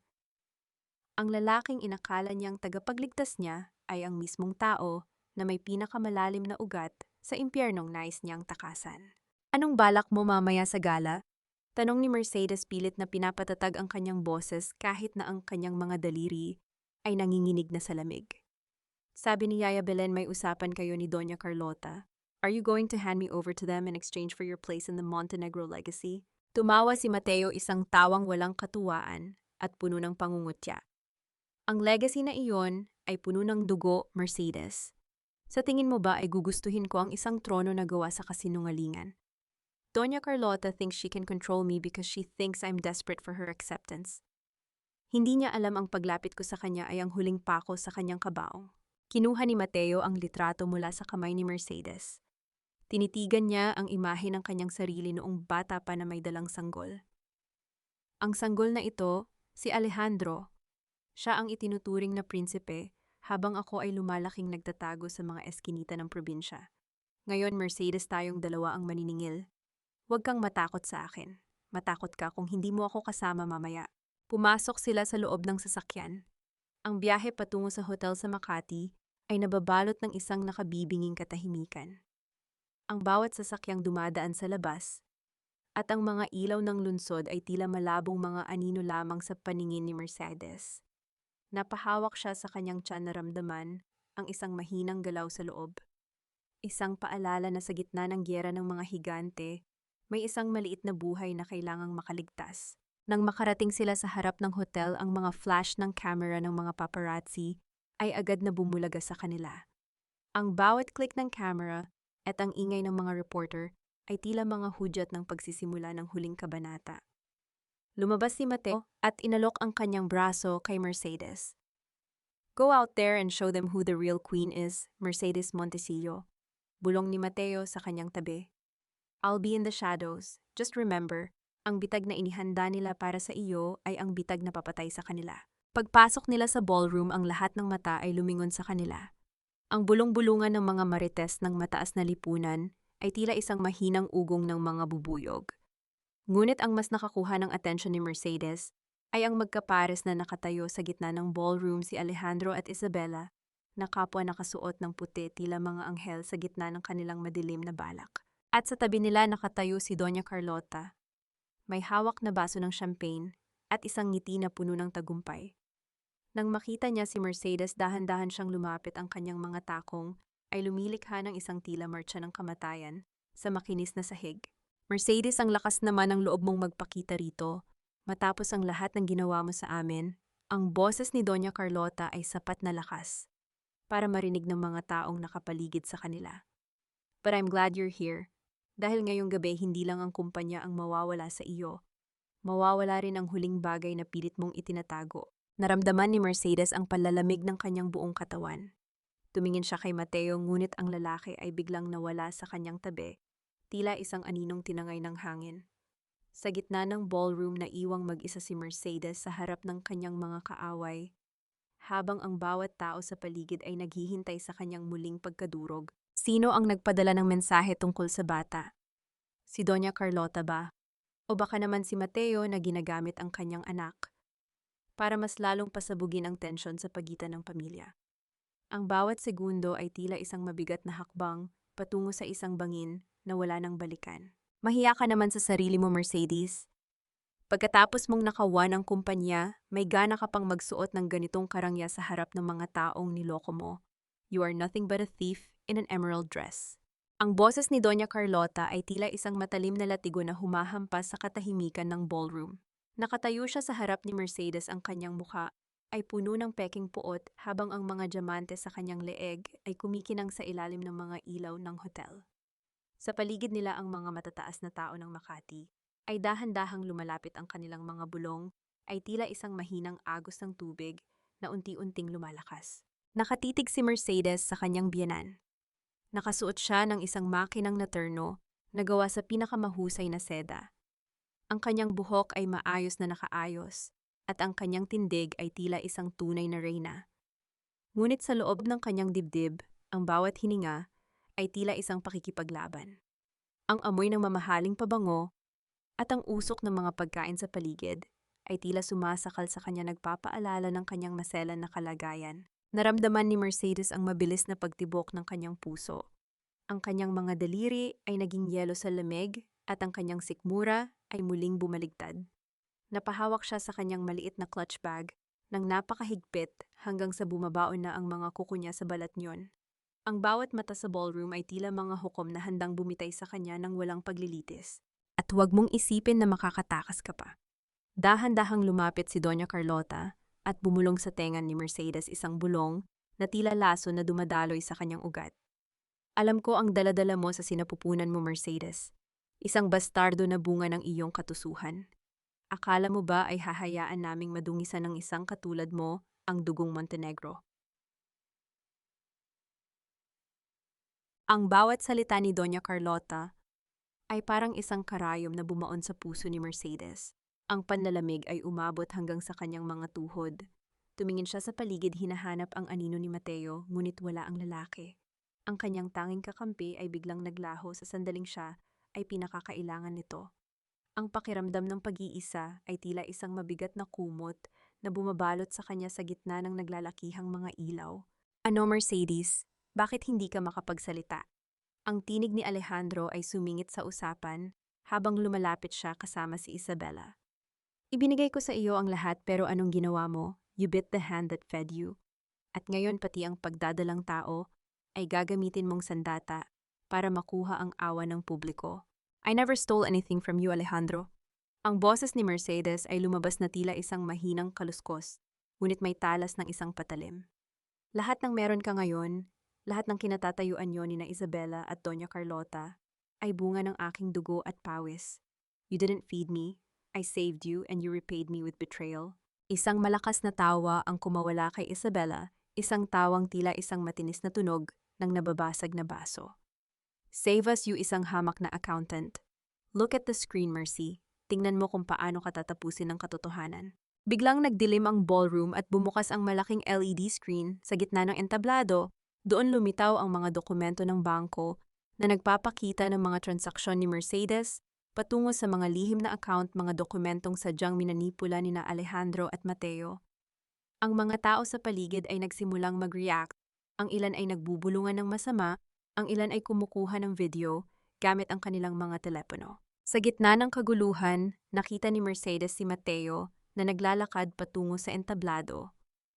Hawak niya ang mikropono, ang kanyang mukha ay blanko at walang bakas ng kahit anong emosyon. Ang bawat hakbang ni Mateo ay tila isang marcha ng kamatayan para kay Mercedes. Ladies and gentlemen, ang boses ni Mateo ay umalingaw sa buong ballroom, malakas at puno ng awtoridad. Bilang abogado ng pamilya Montenegro, narito ako para ilabas ang huling piraso ng ebidensya na magpapatunay kung sino talaga ang mastermind sa likod ng krisis na ito. Napahawak si Mercedes sa kanyang tiyan, naramdaman ang isang matalim na kirot. Ang kanyang paningin ay nagsimulang magdilim, at ang mga boses sa paligid ay tila nagiging malabong ingay na lamang. Tumingin siya kay Mateo, nagmamakaawa sa pamamagitan ng kanyang mga mata, ngunit ang lalaki ay hindi lumingon sa kanya. Ang taong nasa likod ng lahat ng ito, patuloy ni Mateo habang dahan-dahang itinuturo ang direksyon kung nasaan si Mercedes, ay ang taong matagal nang nagpapanggap na biktima. Ang bawat hininga ni Mercedes ay naging isang pasakit. Ang kanyang mundo ay tila gumuguho sa ilalim ng kanyang mga paa. Ang bawat taong pinagkatiwalaan niya, ang bawat taong minahal niya, ay isa-isang tumatalikod sa kanya sa harap ng buong mundo. Paano niya maliligtas ang kanyang sarili at ang kanyang anak kung ang mismong taong may hawak ng kanyang katotohanan ay ang siyang nagpapahamak sa kanya? Ito na ba ang katapusan ng kanyang pagbabalik? O baka naman ang bitag na inihanda para sa kanya ay simula pa lamang ng isang mas malalim at mas madilim na plano ni Mateo. Mateo, bakit ang huling bulong ni Mercedes ay nilunod ng malakas na bulong-bulungan ng mga tao bago ang lahat ay tuluyang maging dilim sa kanyang paningin. Ang taong nasa likod ng lahat ng ito ay walang iba kundi ang lalaking pilit na nagtatago sa likod ng kanyang huwad na kapangyarihan, si Alejandro Montenegro, kasama ang kanyang kasabot na si Isabela Consunji. Ang boses ni Mateo ay tila isang malakas na dagundong na nagpatahimik sa buong ballroom. Sa isang iglap, ang mga dokumento sa LED screen ay nagbago. Ang mga peking transaction na nagdidin kay Mercedes ay napalitan ng mga malilinaw na kopya ng mga bank transfers mula sa Montenegro Logistics patungo sa isang lihim na account sa Singapore na nakapangalan kay Isabela. Naramdaman ni Mercedes ang pag-ikot ng kanyang paligid. Ang matalim na kirot sa kanyang puson ay unti-unting humupa na palitan ng isang malamig na kaba habang nakasandal siya sa isang haligi. Ang kanyang hininga ay gipit at ang bawat tibok ng kanyang puso ay tila isang tambol na nagbabadya ng malaking gulo. Tumingin siya sa entablado si Mateo ay nakatayo doon, hindi sa kanya nakatingin kundi kay Alejandro, na ngayon ay tila estatwa sa gitna ng ballroom. What is this? Anong kalokohan ito, Mateo? Ang sigaw ni Alejandro ay puno ng desperasyon, ang kanyang boses ay nanginginig sa takot at galit. You're my lawyer, bakit mo ginagawa ito? I am not just your lawyer, Alejandro. Malamig na sagot ni Mateo dahan-dahang bumababa mula sa entablado. I am the consequence of your family's greed. Lumingon si Alejandro kay Isabela na ngayon ay putlang-putla at pilit na kumakawala sa pagkakahawak nito sa kanyang braso. Isabela, did you take the money? Sabi mo ililipat natin yon para sa proteksyon ng kumpanya. Don't touch me, Alejandro, din singal ni Isabela marahas na tinabig ang kamay ng lalaki. Ang kanyang magandang mukha ay napalitan ng isang hitsura ng purong kasakiman at takot. Anong natin ikaw ang pumipilit sa akin na pirmahan ang mga papel na yon? Sabi mo kailangan nating ubusin ang pondo bago pa makuha ng mga Montesilo. You liar! You were the one who suggested we frame Mercedes. Sigaw ni Alejandro, ang kanyang mukha ay namumula na sa galit. Sabi mo kapag wala na siya sa atin na ang lahat. Dahil tanga ka, Alejandro? Ang boses ni Isabela ay umalingaw-ngaw sa ballroom puno ng pandidiri. Akala mo ba talaga minahal kita? I only stayed because of the Montenegro wealth. Pero ngayon na wala na kayong pera at baon na kayo sa utang, bakit pa ako mananatili sa isang talunang tulad mo? Isang malakas na sampal ang dumapo sa pisngi ni Isabela mula kay Doña Carlota. Ang tunog ng pagtama ng palad sa balat ay narinig ng lahat ng mga panauhin. Mahiya ka, babaeng Makati, ikaw ang sumira sa anak ko. Mahiya kayo, ang mahiya, Doña Carlota. Bulyaw ni Isabela habang hinahawakan ang kanyang namumulang pisngi. Gusto niyo bang ilabas ko ang totoo, ha? Alam ko ang tungkol sa brake fluid. Alam ko na pinatay niyo ang asawa niyo para lang makuha ang kumpanya. Alejandro told me everything. Nabitawan ni Doña Carlota ang kanyang baso ng champagne. Ang tunog ng pagkabasag ng kristal sa sahig ay tila ang huling hudyat ng kanilang pagkawasak. Ang mga tao sa paligid ay nagsimulang mag-react nang may matinding gulat ang mga cellphone ay nakatutok kumukuha ng bawat detalye ng kanilang maruming sikreto. Hindi totoo yan, sinungaling ka. Sigaw ni Doña Carlota, ngunit ang kanyang nanginginig na boses ay sapat na para kumpirmahin ang lahat. Sa gitna ng kaguluhan, naramdaman ni Mercedes ang isang kamay na humawak sa kanyang siko. Paglingon niya, nakita niya si Mateo. Ang kanyang mga mata ay hindi na kasing lamig ng dati. May bahid na ito ng isang mapait na tagumpay. It's time to go, Mercedes, bulong ni Mateo. Huwag mo nang panoorin ang mga asong nagkakagatan. Your child doesn't need to hear this. Dahan-dahang inakay ni Mateo si Mercedes palabas ng ballroom habang sa likuran nila ang pamilya Montenegro ay tuluyan ng naglalabasan ng mga naitagong lason. Nakita ni Mercedes ang mga pulis na pumasok sa malaking pinto, dala ang mga warrant of arrest para sa embezzlement at posibleng murder investigation. Nang makalabas sila sa hotel, ang sariwang hangin ng gabi ay tila isang gamot na nagpagaling sa paninikip ng dibdib ni Mercedes. Ngunit bago sila makarating sa sasakyan, huminto si Mercedes at hinarap si Mateo. Bakit, Mateo? Tanong ni Mercedes, ang kanyang boses ay mahina ngunit puno ng diin. You could have just taken the company. Bakit kailangan mo pang ilabas ang tungkol sa ama ni Alejandro? Bakit kailangan mong sirain sila ng ganito katindi? Tumingin si Mateo sa malayo sa mga ilaw ng Makati na tila mga bituin sa lupa. Dahil ang mundong ito, Mercedes, ay hindi marunong magpatawad sa mga taong pilit na nagtatago ng dilim. I gave them what they deserved. At ikaw, nakuha mo na ang kalayaang matagal mo nang hinihingi. Pero sa anong kapalit, Mateo? Ang tanong ni Mercedes ay naiwan sa hangin. Isang kapatid na sisirain ang sarili niyang kadugo, isang pamilyang nawasak dahil sa pera. Wala silang pamilya, Mercedes. Meron lang silang mga interes. Sagot ni Mateo bago binuksan ng pinto ng sasakyan. Habang papalayo ang sasakyan, nakita ni Mercedes sa rearview mirror ang mga blinker ng pulis sa harap ng hotel. Ang corona ng mga Montenegro ay tuluyan ng nagkapira-piraso. Ngunit ang isang bagay na nagpabagabag sa kanya ay ang huling tingin ni Mateo sa hotel, isang tingin na puno ng pangungulila kaysa sa tagumpay. Sino nga ba ang tunay na nanalo sa gabing ito? Ang isang babaeng nakalaya ngunit may dalang sugat sa puso, or ang isang lalaking nakuha ang paghihiganti ngunit nananatiling mag-isa sa dilim? At ang pinakamahalagang tanong, saan dadalhin ni Mercedes ang batang nasa kanyang sinapupunan? Ngayong ang ama nito ay haharap sa habang buhay na pagkakakulong at trabahan. Ang katahimikan sa loob ng mansyon ng mga Montesillo ay tila isang malalim na buntong hininga matapos ang isang napakahabang paglalakbay. Ngunit sa likod ng kapayapaang ito, alam ko na ang bawat sulok ng aming tahanan ay nagdadalamhati pa rin para sa mga taong nawala. Nakatayo si Mercedes sa harap ng malawak na bintana ng kanyang silid, nakatanaw sa mga ilaw ng Makati na tila unti-unting namamatay. Sa pagdating ng madaling araw, hawak niya ang isang baso ng mainit na gatas. Ang usok nito ay dahan-dahang humahalo sa lamig ng silid. Ang kanyang terno na kulay esmeralda ay nakasampay na sa silya, pinalitan ng isang malambot at puting pantulog na tila yumayakap sa kanyang pagod na katawan.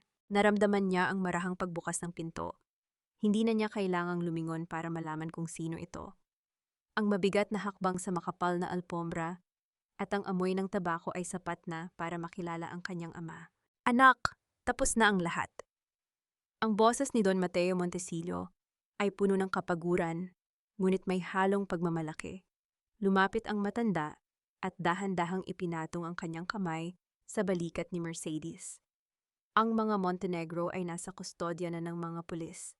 Ang balita tungkol sa kanila ay tila apoy na kumakalat sa buong bansa.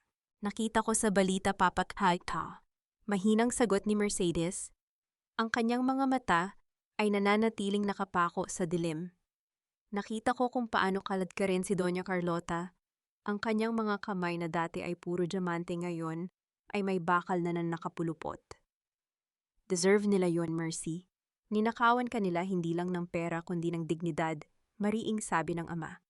Ngunit ang mas mahalaga ngayon ay ikaw at ang apo ko.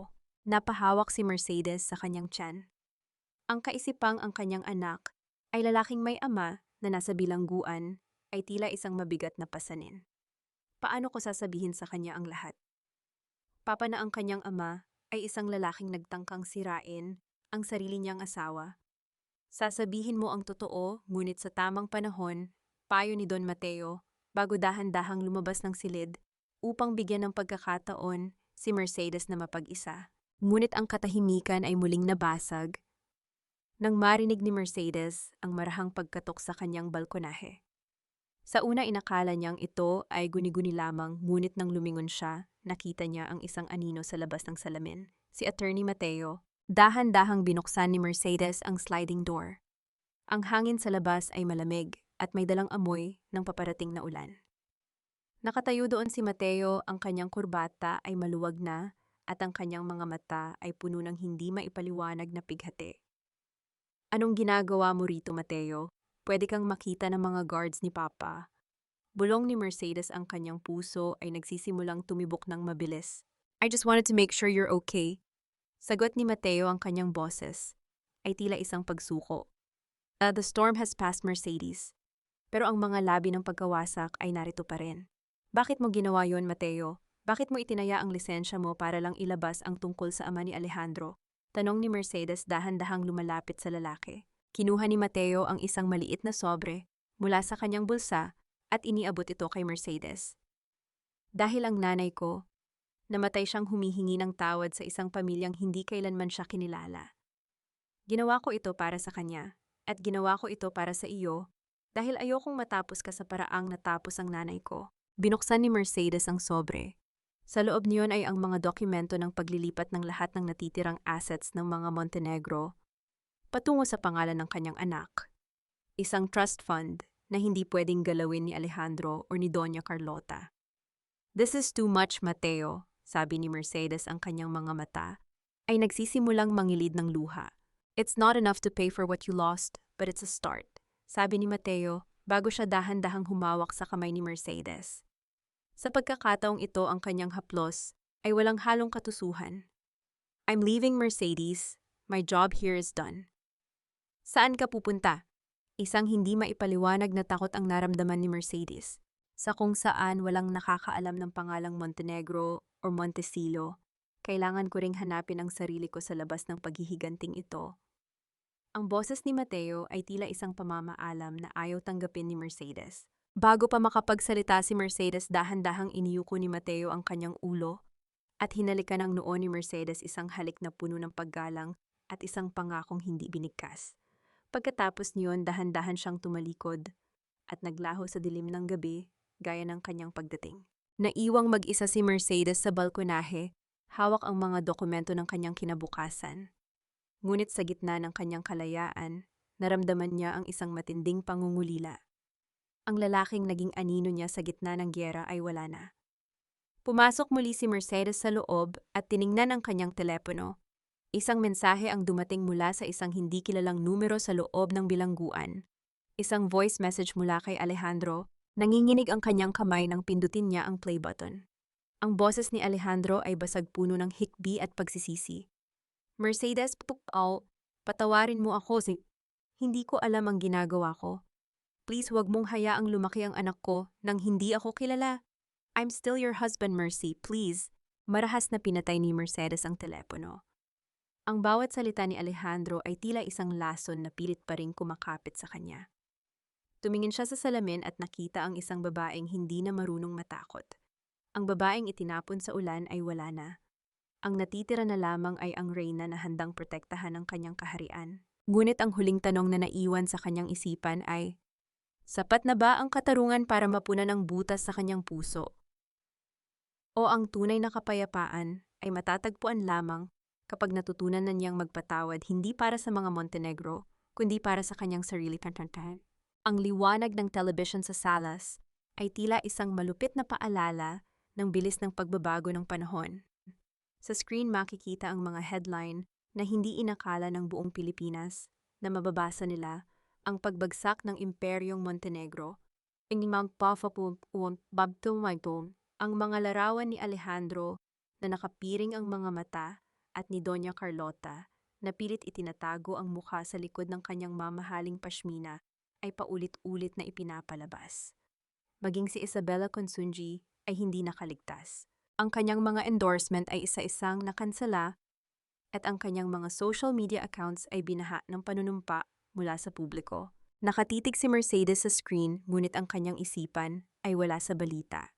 Hawak niya ang isang maliit na sapatos ng sanggol na kulay puti, dahan-dahang hinahaplos ang malambot na tela niyon. Ang bawat balitang naririnig niya ay tila isang tunog ng pagguho ng isang lumang gusali, maingay, magulo at puno ng alikabok. "Anak, handa ka na ba?" Ang boses ni Yaya Belen ay nagpabalik sa kanya sa realidad. Nakatayo ang matanda sa tabi ng pinto, may hawak na itim na abaniko.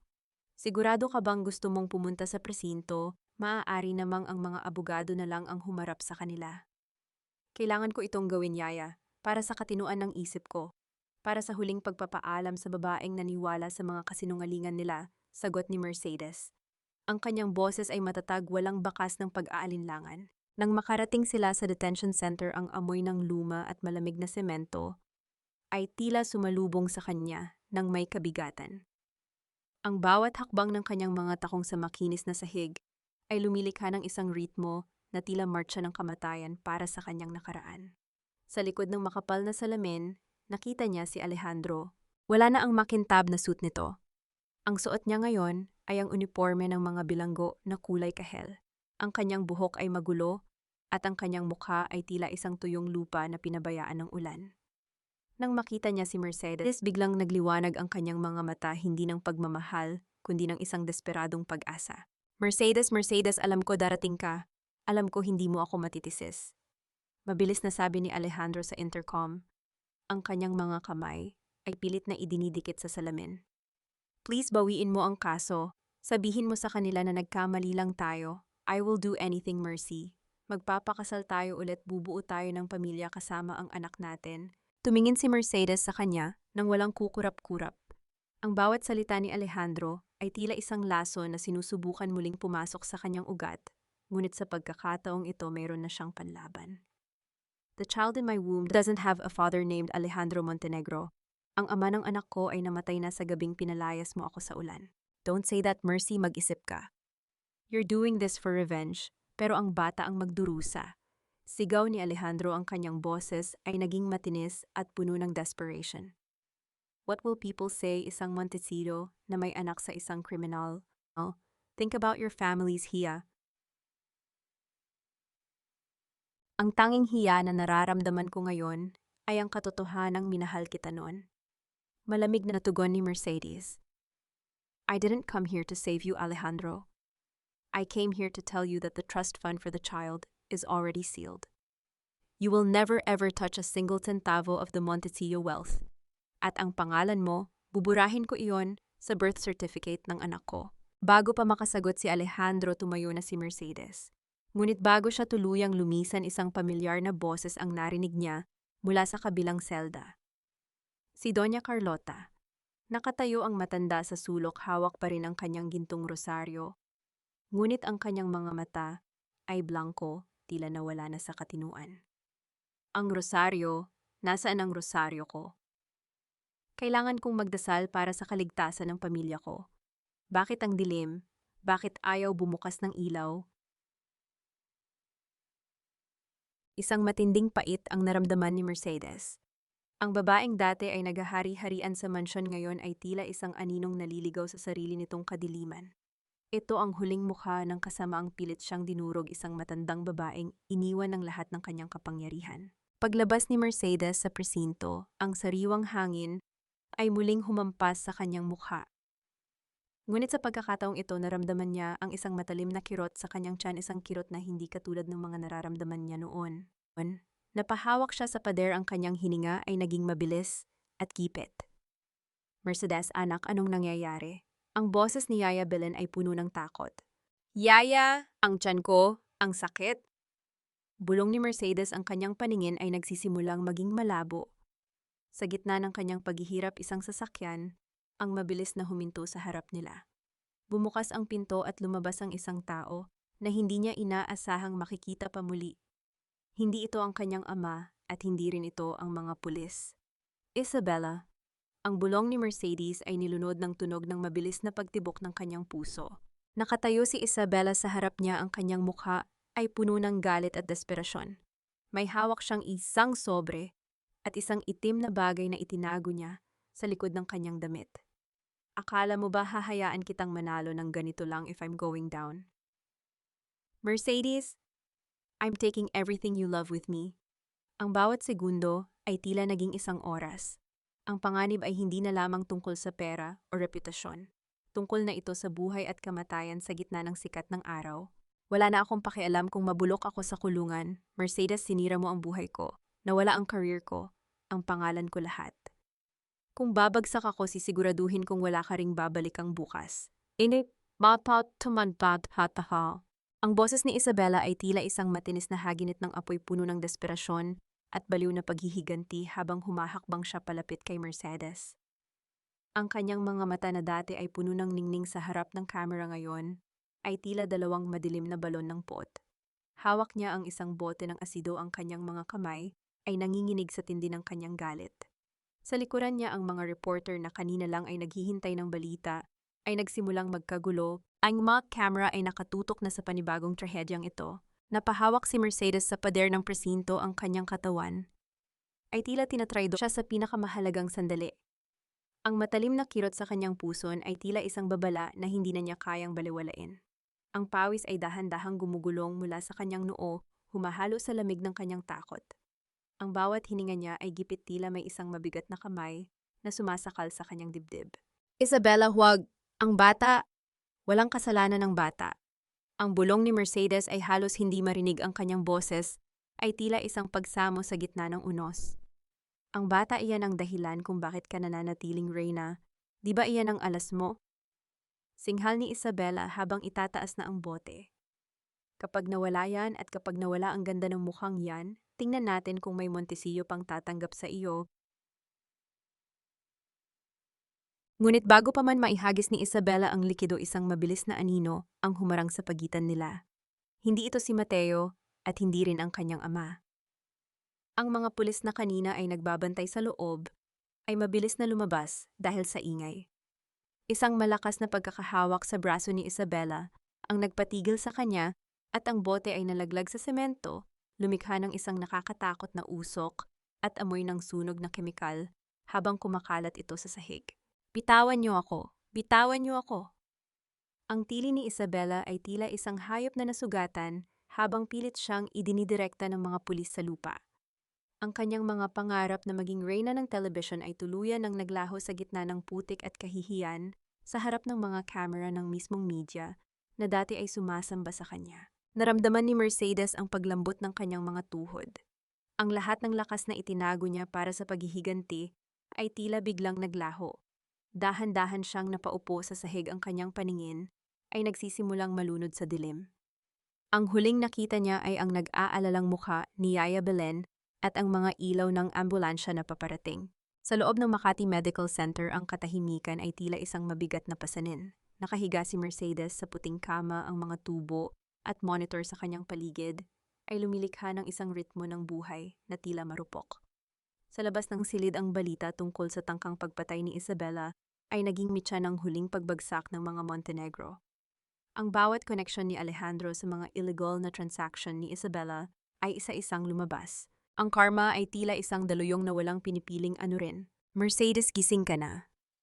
Ang boses ni Don Mateo ay puno ng basag na emosyon habang hinahawakan ang kamay ng kanyang anak. Dahan-dahang iminulat ni Mercedes ang kanyang mga mata. Ang puting kisame ay tila sumasagisag sa isang bagong simula, isang malinis na pahina. Ang sakit sa kanyang katawan ay naroon pa rin, ngunit may isang bagay na mas mahalaga ang kailangan niyang malaman. Ang baby, Papa, ang baby ko, ang kanyang tanong ay tila isang panalangin. Isang matamis at mapayapang ngiti ang gumuhit sa mga labi ng kanyang ama. Ligtas ang apo ko, Mercedes. Lumaban siya gaya ng kanyang ina. Sabi ng doktor, kailangan mo lang ng matagal na pahinga, wala nang manggugulo sa inyo. Si Isabela, Alejandro at Doña Carlota, hinding-hindi na sila makakalapit sa inyo muli. Napapikit si Mercedes at sa pagkakataong ito, isang luha ng tunay na kaligayahan ang dumaloy sa kanyang pisngi.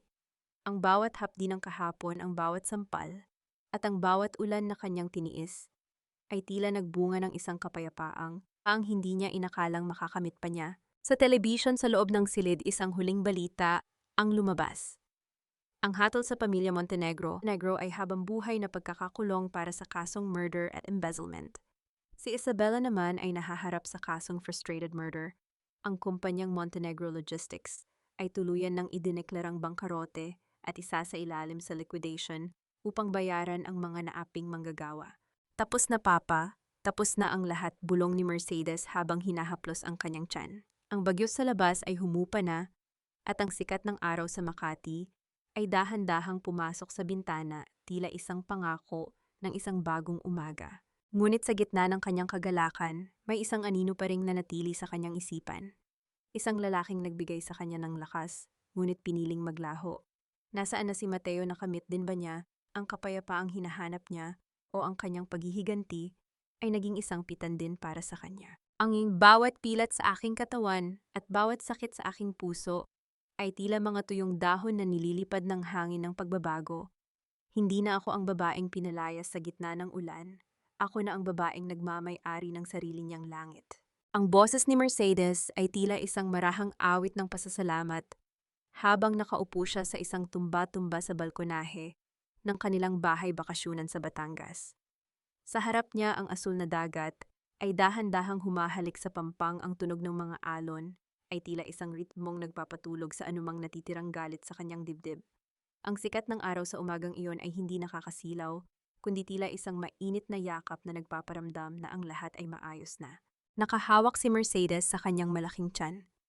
Sa bawat sipa ng bata sa loob naramdaman niya ang isang kakaibang lakas, isang pag-asang hindi nakadepende sa kahit sinong lalaki. Tapos na ang mga araw ng kanyang pagiging martir. Ang bawat hapdi ng sampal ni Doña Carlota at ang bawat laso ng mga salita ni Alejandro ay ibinaon niya sa ilalim ng buhangin. Anak, uminom ka muna ng sabaw. Mainit pa ito, luto ni Yaya Belen para sa iyo. Ang boses ni Don Mateo ay puno ng kalinga habang inilalapag ang isang mangkok sa maliit na mesa sa tabi ni Mercedes. Salamat, Papa. Ang sarap po ng amoy, nakangiting sagot ni Mercedes. Tumingin siya sa kanyang ama at nakita niya ang kapayapaan sa mga mata nito. Salamat po sa hindi pagsuko sa akin kahit na naging matigas ang ulo ko. Ang pag-ibig ng isang ama ay hindi sumusuko, Mercedes. Gaya ng pag-ibig mo sa batang iyan, sagot ni Don Mateo, bago dahan-dahang hinaplos ang ulo ng kanyang anak. Ang mga Montenegro, wala na sila sa balita. Ang kanilang mga ari-arian ay tuluyan ng na-liquidate. Ang hustisya ay natapos na, anak. Ngayon, ang kailangan mo naman ay ang sarili mong paghilom. Nang makaalis ang kanyang ama, kinuha ni Mercedes ang isang maliit na parsela na dumating kaninang umaga. Wala itong pangalan ng nagpadala, ngunit ang amoy ng sandalwood na pabango na kumapit sa balot nito ay sapat na para malaman niya kung kanino ito galing. Sa loob ng parsela ay isang maliit na librong gawa sa kahoy, isang hand-carved na lalagyan ng mga alaala. Sa loob niyon ay isang maikling sulat na nakasulat sa isang pamilyar na sulat kamay. Mercedes, balita ko ay malapit ka ng magsilang. Naway ang batang iyan ay magdala ng liwanag na hindi ko kailanman nahanap sa aking sarili. Ang paghihiganti ay isang piitan. At masaya ako na nakalaya ka na doon. Huwag mo akong hanapin. Sapat na sa akin ang malaman na ligtas kayo, M. Isang luha ang dahan-dahang gumulong sa pisngi ni Mercedes. Hindi ito luha ng pighati, kundi luha ng pagpapaubaya. Alam niya na si Mateo ay nasa kung saan naglalakbay din patungo sa kanyang sariling paghilom. Ang kanilang mga landas ay nagtagpo sa gitna ng apoy at ngayon ang bawat isa sa kanila ay kailangang maglakad ng mag-isa patungo sa kapayapaan. Biglang naramdaman ni Mercedes ang isang matinding paninigas sa kanyang tiyan. Napahawak siya sa sandalan ng silya, ang kanyang hininga ay naging mabilis. Ang baso sa mesa ay dahan-dahang nayanig. Nang tumama ang kanyang kamay, lumikha ng isang mahinang tunog sa ibabaw ng kahoy. Yaya, Papa. Ang tawag ni Mercedes ay puno ng pananabik at kaba. Palabas na ang bata. Ngayon na, ang buong bahay ay biglang nabalot ng mabilis na mga hakbang at nag-aalalang mga boses. Dahan-dahang inakay ni Yaya Belen si Mercedes patungo sa sasakyan. Sa gitna ng sakit, nakita ni Mercedes ang paglubog ng araw na nagbibigay ng kulay kahel sa buong paligid. Ang bawat hapdi ng kanyang pagiri ay tila isang paglilinis sa lahat ng duming iniwan ng kanyang nakaraan. Sa loob ng delivery room, ang bawat tunog ng monitor at ang bawat salita ng mga doktor ay tila malabong ingay na lamang. Ang tanging nakatuon sa isipan ni Mercedes ay ang mukha ng batang hindi pa niya nakikita. Isang huling matinding hirap, isang huling pag-iyak na puno ng determinasyon at biglang isang malakas at malinaw na iyak ng isang sanggol ang umaling-awngaw sa buong silid. It's a boy, Mercedes, napakagwapo at napakalakas ng iyong anak. Ang boses ng doktor ay tila isang musika sa kanyang pandinig. Nang ilapag ang sanggol sa kanyang dibdib, ang init ng balat nito ay tila nagpawi sa lahat ng lamig na naramdaman ni Mercedes noong gabing pinalayas siya. Ang maliliit na kamay ng bata ay dahan-dahang humawak sa kanyang daliri, isang mahigpit na pagkakahawak na tila nagsasabing, "Nandito na ako, nanay. Hindi ka na muling mag-iisa." "Hello, baby!" Welcome to the world's bulong ni Mercedes habang hinahalikan ng noo ng kanyang anak. Ang pangalan mo ay Gabriel Montesillo. Ang batang magdadala ng balita ng kapayapaan at pag-asa. Sa labas ng ospital, ang mga bituin ay nagsisimulang magningning sa langit ng Batangas. Ang madilim na kabanata ng mga Montenegro ay tuluyan ng nagsara.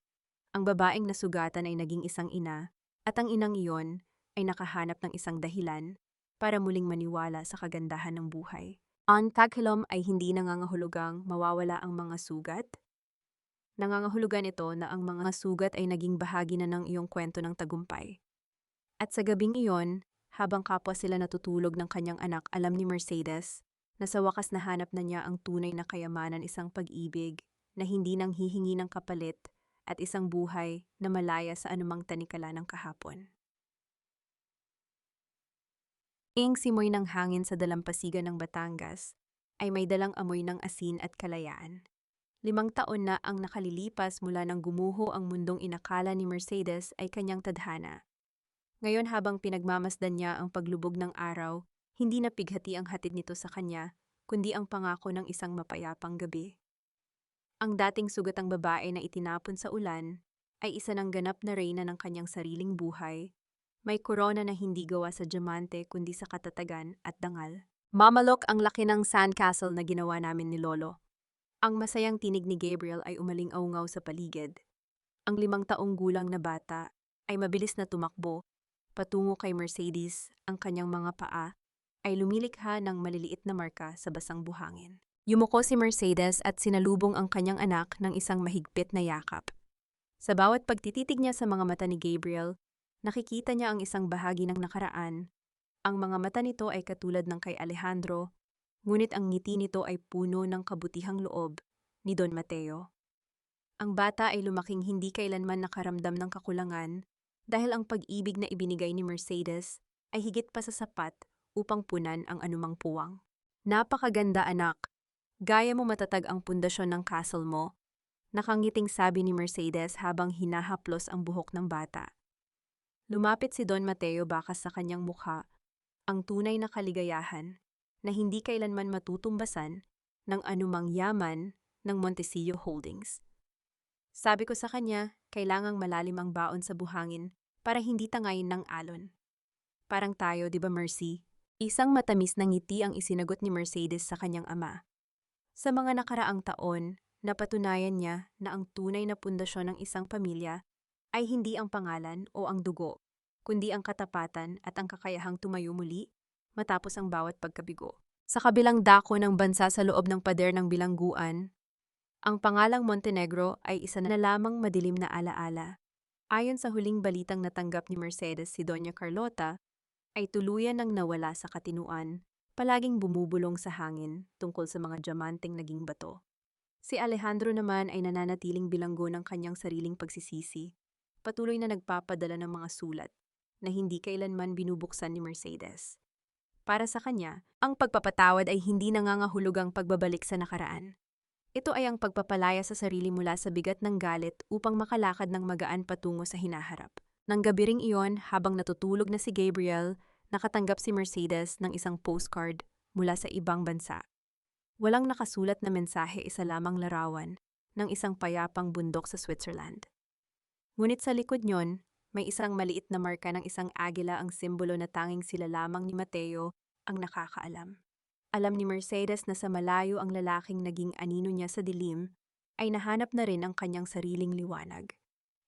Hindi man sila itinadhana para sa isa't isa, ang kanilang mga landas ay nag-iwan ng mga aral na habambuhay niyang dadalhin. Humarap si Mercedes sa salamin at tiningnan ang kanyang reflection.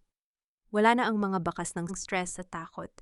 Ang bawat linya sa kanyang mukha ay kwento ng kanyang tagumpay. Natutunan niya na ang utang na loob ay hindi dapat nagiging tanikala, at ang hiya ay hindi dapat nagiging hadlang sa paghahanap ng katarungan. Ang tunay na dangal ay nagmumula sa pag-ibig sa sarili at sa pagprotekta sa mga taong mahalaga sa iyo. Tapos na ang ulan, Mercedes. Bulong niya sa kanyang sarili. At sa bawat pagsikat ng araw, ikaw ang pipili kung paano mo ito kukulayan. Dahan-dahan niyang pinatay ang ilaw ng kanyang silid, dala ang isang pusong puno ng kapayapaan. Ang tiyutuyat ng kanyang buhay ay mayroon ng bagong kabanata, isang kabanata, kung saan siya ang bida, ang manunulat at ang reyna. Sa wakas, ang bawat luha ay naging perlas at ang bawat sakit ay naging lakas. Ang tung paglalakbay ay hindi naging madali, ngunit sa dulo ng lahat, nahanap ni Mercedes ang pinakamahalagang kayamanan, ang kanyang sarili. At habang natutulog ang buong mundo sa ilalim ng mga bituin, isang bagong umaga ang naghihintay, handang tanggapin ang isang babaeng hindi na kailanman yuyuko sa anumang bagyo. Ang bawat alon sa dalampasigan ng Batangas ay tila dahan-dahang nagbubura sa huling marka ng putik sa mga paa ni Mercedes. Tapos na ang mahabang gabi ng kanyang pagtitiis At sa wakas ang Reyna ay nakahanap na ng kanyang tunay na trono sa piling ng kanyang anak at sa kapayapaan ng kanyang sariling dangal. Mga mahal kong tagapakinig, maraming salamat sa inyong pagtitiyaga at pakikinig hanggang sa huling hantungan ng kwentong ito. Habang binubuo ko ang bawat salita sa kabanatang pinalaya si Mercedes sa gitna ng ulan, habang suot ang kanyang nadungisang puting seda, tila ramdam ko rin ang bawat hapdi ng sampal at lamig ng kawalang pag-asa na dumurog sa kanyang puso. Ang bawat pahina ng kanyang buhay ay hango sa mga totoong pakikibaka ng mga kababaihang pilit na ibinaba ng tadhana, ngunit piniling tumayo ng mas matayog kaysa sa anumang gusali sa Makati. Sa buhay parang isang masalimuot na bookkeeping ang ating emosyon. Natutunan ni Mercedes na minsan kailangan nating i-liquidate or tuluyang burahin ang mga utang ng nakaraan upang mahanap ang tunay na balanse ng ating buhay. Hindi matatagpuan ang tunay na yaman sa mga gintong alahas o sa pangalan ng asawa, kundi sa pag-audit ng ating sariling halaga at sa pagtanggap na tayo ang mismong nagmamay-ari ng ating kinabukasan. Kung kayo ang nasa kalagayan ni Mercedes, magagawa niyo rin bang talikuran ang lahat ng yaman para sa inyong prinsipyo? O pipiliin niyo bang manatili sa isang marangyang piitan? Ngayon habang pinapakinggan niyo ang aking boses, nasaan kaya kayo? Baka ay nagluluto para sa pamilya. Naglalaba o baka naman ay nagpapahinga habang pinagmamasdan ang dapit hapon. Ibahagi niyo naman sa amin sa comment section kung anong bahagi ng kwento ang pinakanantig sa inyong puso. Huwag niyo ring kalimutang i-like at i-share ang ating kwento upang mas marami pa tayong mabigyan ng inspirasyon at lakas. Naway baunin niyo ang katapangan ni Mercedes sa inyong pagtulog ngayong gabi. Laging tandaan ang ulan ay panandalian lamang, ngunit ang sikat ng araw ay laging naghihintay para sa mga pusong marunong lumaban. Pamagat ng kwento ang Reyna sa likod ng ulan, ang pagbangon ni Mercedes Montecillo paalala. Ang lahat ng mga karakter at sitwasyon sa kwentong ito ay katang-isip lamang na nilikha para sa layunin ng libangan at upang maghatid ng positibong mensahe sa bawat isa.